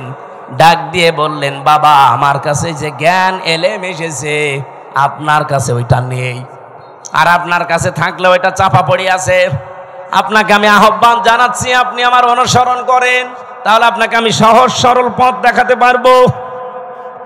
ইয়া বাতিলা তা'বুদিশ শাইতানা ইন্নাশ শাইতানা কানা লির-রহমানি আসিয়া। তিনি ডাক দিয়ে বলেছিলেন হে বাবা, ইয়া আবাতি ইন্নী আখাফু আইয়ামাসসাকা আযাবুম মিনার রহমানি ফাতাকুনা লিশ-শাইতানি ওলিয়্যা ক্বালা আরাগিবুন আনতা আন আলিহাতি ইয়া ইব্রাহিম লা ইল্লাম তানতাহি লা আরজুমান্নাকা ওয়াহজুরনি মালিয়া। বলেন সুবহানাল্লাহ। হযরত ইব্রাহিম এত সুন্দর করে তার বাবাকে বুঝিয়েছিলেন। আজও তামাম বিশ্বের মুশরিকদেরকে নবীর উম্মত যারা আমরা এইভাবে করে বোঝাতে চাচ্ছি। তো মানুষ বোঝা তো দূরের কথা, ওই জামানায় ইব্রাহিম নবীর বাবা যা বলেছিল আজ আমার মনে হচ্ছে বাঙালি জাতি আমাদেরকে তাই বলছে। ওই জামানায় ইব্রাহিম নবীর বাবা বলেছিল ওয়াহজুরনি মালিয়া, তোকে তো আমি নিজে জেলখানায় পাঠিয়ে দেব, অথবা মেরে ফেলবো, অথবা দেশ থেকে তোরে এমন দূরে তাড়িয়ে দেব যেন তোর সাথে দেখা না হয়। এ কথাগুলো আজ বিভিন্ন ভাষায় আমাদের ওপরে চাপিয়ে দিচ্ছে, বিভিন্ন কায়দায় আজরের বংশধর দ্বারা তারা। আমার কথার অর্থ আমি আশা করছি আপনি বুঝেছেন। এত লাইন দিয়ে বোঝানো হয় মানুষদেরকে, এত জলিল দিয়ে, যুক্তি দিয়ে, প্রমাণ দিয়ে। মানুষের মনে হয় যদি মাথার ভেতরে একটু হালকা মগজ থাকে, এর দ্বারা কোনোদিন পৃথিবীর কারো আইন মানা সম্ভব না। মূর্তির পূজা করা আর মানুষের পূজা করা, মানুষের আইন মানা একই জিনিস। আজ দুর্গা পূজা করে যারা জিনিস একই। ওরা দুর্গা বানিয়েছে, এরা দরগা বানিয়েছে। হিন্দুরা আজ দুর্গা পূজা চালাচ্ছে আর মুসলমানেরা দরগা পূজা চালাচ্ছে, জিনিস একই। কথা বলছেন? সুতরাং আপনাদেরকে আমরা মুক্ত করতে চাই। আমাদের জাতির পিতা ইব্রাহিম আলাইহিস সালামকে বহু ভয় ওই সময় দেখিয়েছে। জাতির পিতা ইব্রাহিম নবী এবার দেখলেন না, এরা আমাকে আর বাঁচতে দেবে না, আগুনে পর্যন্ত শেষ পর্যন্ত ফেলে দিয়েছে। ওখান থেকে মুক্ত হওয়ার পরে তিনি বলেছিলেন ক্বালা ইন্নী যাহিবুন ইলা রাব্বি সায়াহদিন রাব্বি হাবলি মিনাস সালিহিন ফাবাশশারনাহু বিগুলামিন হালিম। হযরত ইব্রাহিম ওই দিন জাতির কাছ থেকে, বাবার কাছ থেকে মুখ ফিরিয়ে বললেন, আমি এমন এক আল্লাহর দিকে, রবের দিকে ধাবমান হলাম, এমন দিকে আমার মুখ চেহারা ফিরিয়ে দিলাম। আমি আশা করছি অতি শীঘ্রই তিনি আমাকে পথ দেখাবেন, হেদায়েত দিয়ে দেবেন, পথের সন্ধান দেবেন। জাতির লোককে এত বোঝানোর পরেও যখন আর জাতি আসে না, এই দেশের আলেমরা কিন্তু শেষ পর্যন্ত ইব্রাহিম নবীর মতো এই কথা বলতে আমরা বাধ্য হব। কথা বোঝেন আমার? তখন আপনি জাহান্নামে যাবেন না, কোন জায়গায় যাবেন আপনার জন্য আমার আর কোনো আফসোস নেই, আমি ধরা বাঁধাও নেই। এত করে কত কিছু যুক্তি প্রমাণ দলিল দিয়ে যে মানুষের তৈরি করা আইন আর মূর্তি পূজা জিনিস একই। ওরা না বুঝে করছে আর আপনি বুঝে করছেন। ওরা দুর্গা পূজা করে, আপনি দুর্গা পূজা করেন, জিনিস তো একই। ফিরে আসেন, ফিরে আসেন, ফিরে আসেন। হাতে পায়ে ধরার বাকি আছে, আর কত কিছু বলা যায়। হযরত ইব্রাহিম ওই দিন নিজের একটা শক্তি, সমর্থন, হাতের একটা লাঠি, এইটার জন্য তিনি দোয়া করতে আরম্ভ করলেন। একদিন, 2 দিন, 3 দিন না, 86 বছর, যে রব্বি হাবলি মিনাস সালিহিন, হে আল্লাহ আমারে তুমি একটা নেককার সন্তান দাও যে আমার লাঠি হিসাবে কাজ করতে পারে। আল্লাহ পাক 1 দিন, 2 দিন, 3 দিনে না, 86 বছর পরে এই দোয়াটা কবুল করেছিলেন। বলেন সুবহানাল্লাহ। তাকে সুসংবাদ দিলেন, আমি তোমাকে হালিমের সুসংবাদ দিলাম, গোলামিন হালিম। এটা কি চাচা হালিম না মামা হালিম? কি হালিম দিয়েছিলেন ইব্রাহিম নবীকে আল্লাহ রাব্বুল আলামিন বলেন, ও ইব্রাহিম, কি গোলামিন হালিম দিয়েছে একটু পরীক্ষা করে দেখো। ফালাম্মা বালাগা মাহু সায়া ক্বালা ইয়া বুনাইয়া ইন্নী আরা ফিল মানামি আন্নী আযবাহুকা ফানজুর মাযা তারা ক্বালা ইয়া আবাতি ফাআল মা তুমার সাতাজিদুনি ইনশাআল্লাহু মিনাস সাবিরিন।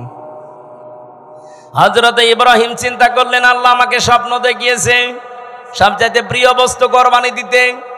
আমি তো এর আগে বহু দুম্বা কোরবানি দিলাম, একটাও কবুল হয়নি। আমি এখন ভেবে দেখি আমার কাছে সবচাইতে প্রিয় আমার সন্তানটা, কারণ 86 বছর পরে এসেছে। ওনাকে জবাই দেওয়ার জন্য অনুমতি চাইলেন। প্রশ্ন আসতে পারে বিধানটা কার? আরো জোরে বলেন। পালন করবে কে? একজন নবী। একজন নবী যেমন তেমন না। এই 25 জনের ভেতরে 4 জন শ্রেষ্ঠ, তার ভেতরে ইব্রাহিম শ্রেষ্ঠ। তিনি আল্লাহর বিধান পালন করবেন। এই জায়গায় এতটুকু 13 বছরের সন্তানের কাছে অনুমতি নেওয়ার দরকার কি? এই জন্য অনুমতি নিয়েছিলেন। তিনি যে 86 বছর দোয়া করলেন, আমি রব্বি হাবলি মিনাস সলিহিন চাই। আল্লাহ যে জবাবে বলেছিলেন গোলামিন হালিম, তোমাকে আমি সহনশীল ধৈর্যশীল সন্তানের সুসংবাদ দিলাম। কেমন হালিম দিয়েছে আজকে আমি দেখব।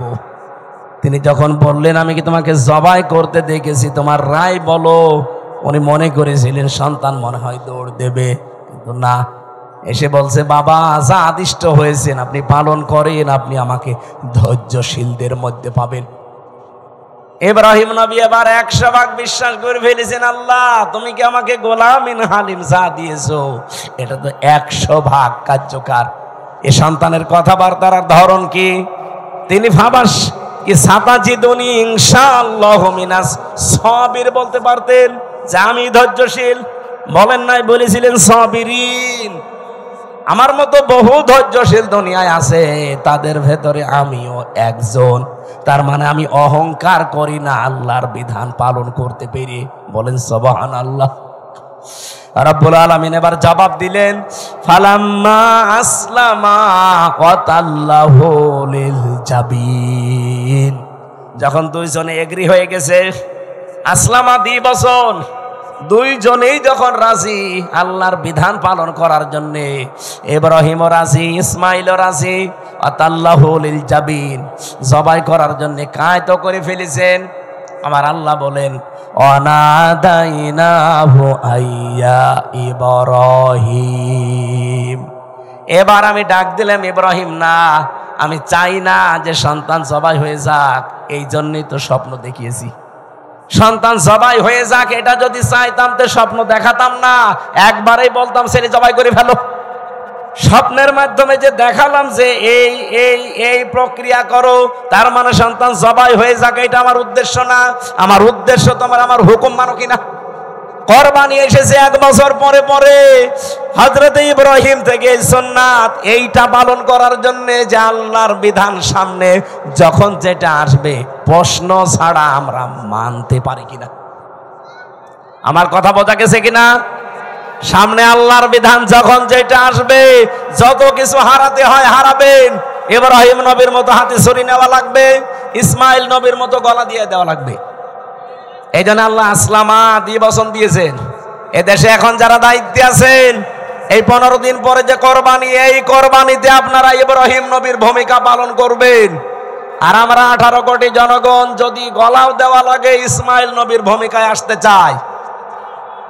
আগামী জুন মাসের 6 বা 7 তারিখে আল্লাহর এই বিধানটাকে সামনে যদি সত্যি পালন করা যায় এই বিধানের মতো, আমার মনে হচ্ছে ইসলামে দেশে কায়েম হয়ে যাবে ইনশাআল্লাহ। আমি কি বোঝাতে চেয়েছি আপনারা ঠিক বুঝে ফেলেছেন। আয়াতগুলো এইভাবে অনুসরণ আমাদের জাতির পিতা যেভাবে করেছিলেন করার তৌফিক দিন, আমিন।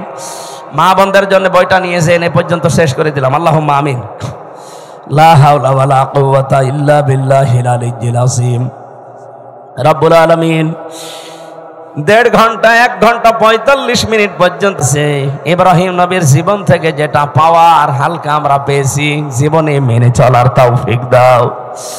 আজকের মাহফিলের সওয়াবগুলো নবীজির রওজায় পৌঁছিয়ে দাও। যে যুবকগুলো এই মাহফিলের জন্য কাজ করছে আল্লাহ, এই যুবকদেরকে তুমি ওমরের মতো বানিয়ে দাও। মা বোনরা যারা এসেছে খাদিজার মতো বানাও। এদের পেটে যে সন্তানাদিগুলো আসে আল্লাহ তুমি এদেরকে হযরতে আলীর মতো, ওসমানের মতো কবুল করে নাও। অনেক পরিবারে অশান্তি আছে, আল্লাহ স্বামী স্ত্রীর ভেতরে শান্তি দিয়ে দাও। এলাকায় মাটির নিচে যারা কবরে আছে কবরগুলো জান্নাতুল ফেরদাউস তৈরি করে দাও। রব্বুল আলামিন চেষ্টা চালিয়েছে কোরআনে কারীম থেকে সঠিক কথাগুলো তুলে ধরতে, শিক্ষা নেওয়ার জন্যে। কম বেশি আমরা যারা বুঝেছি আগামীর জীবনে আমল করার তৌফিক দাও। আমাদের ঈমান আমল ইব্রাহিম ইসমাইলের মতো বানিয়ে দাও। 15 দিন পরে মহান দিবস আসতেছে ঈদুল আজহা। এই ঈদুল আজহায় মূল শিক্ষাটা তোমার বিধান পালন করা, এটা মেনে চলার সুযোগ দাও। কখন কার কাছে আজরাইল পাঠিয়ে দাও আমরা জানি না। যখনই আজরাইল আসবে জীবনের শেষ কথা যেন এটা বলতে পারি, লা ইলাহা ইল্লাল্লাহু মুহাম্মাদুর রাসূলুল্লাহ। আসসালামু আলাইকুম।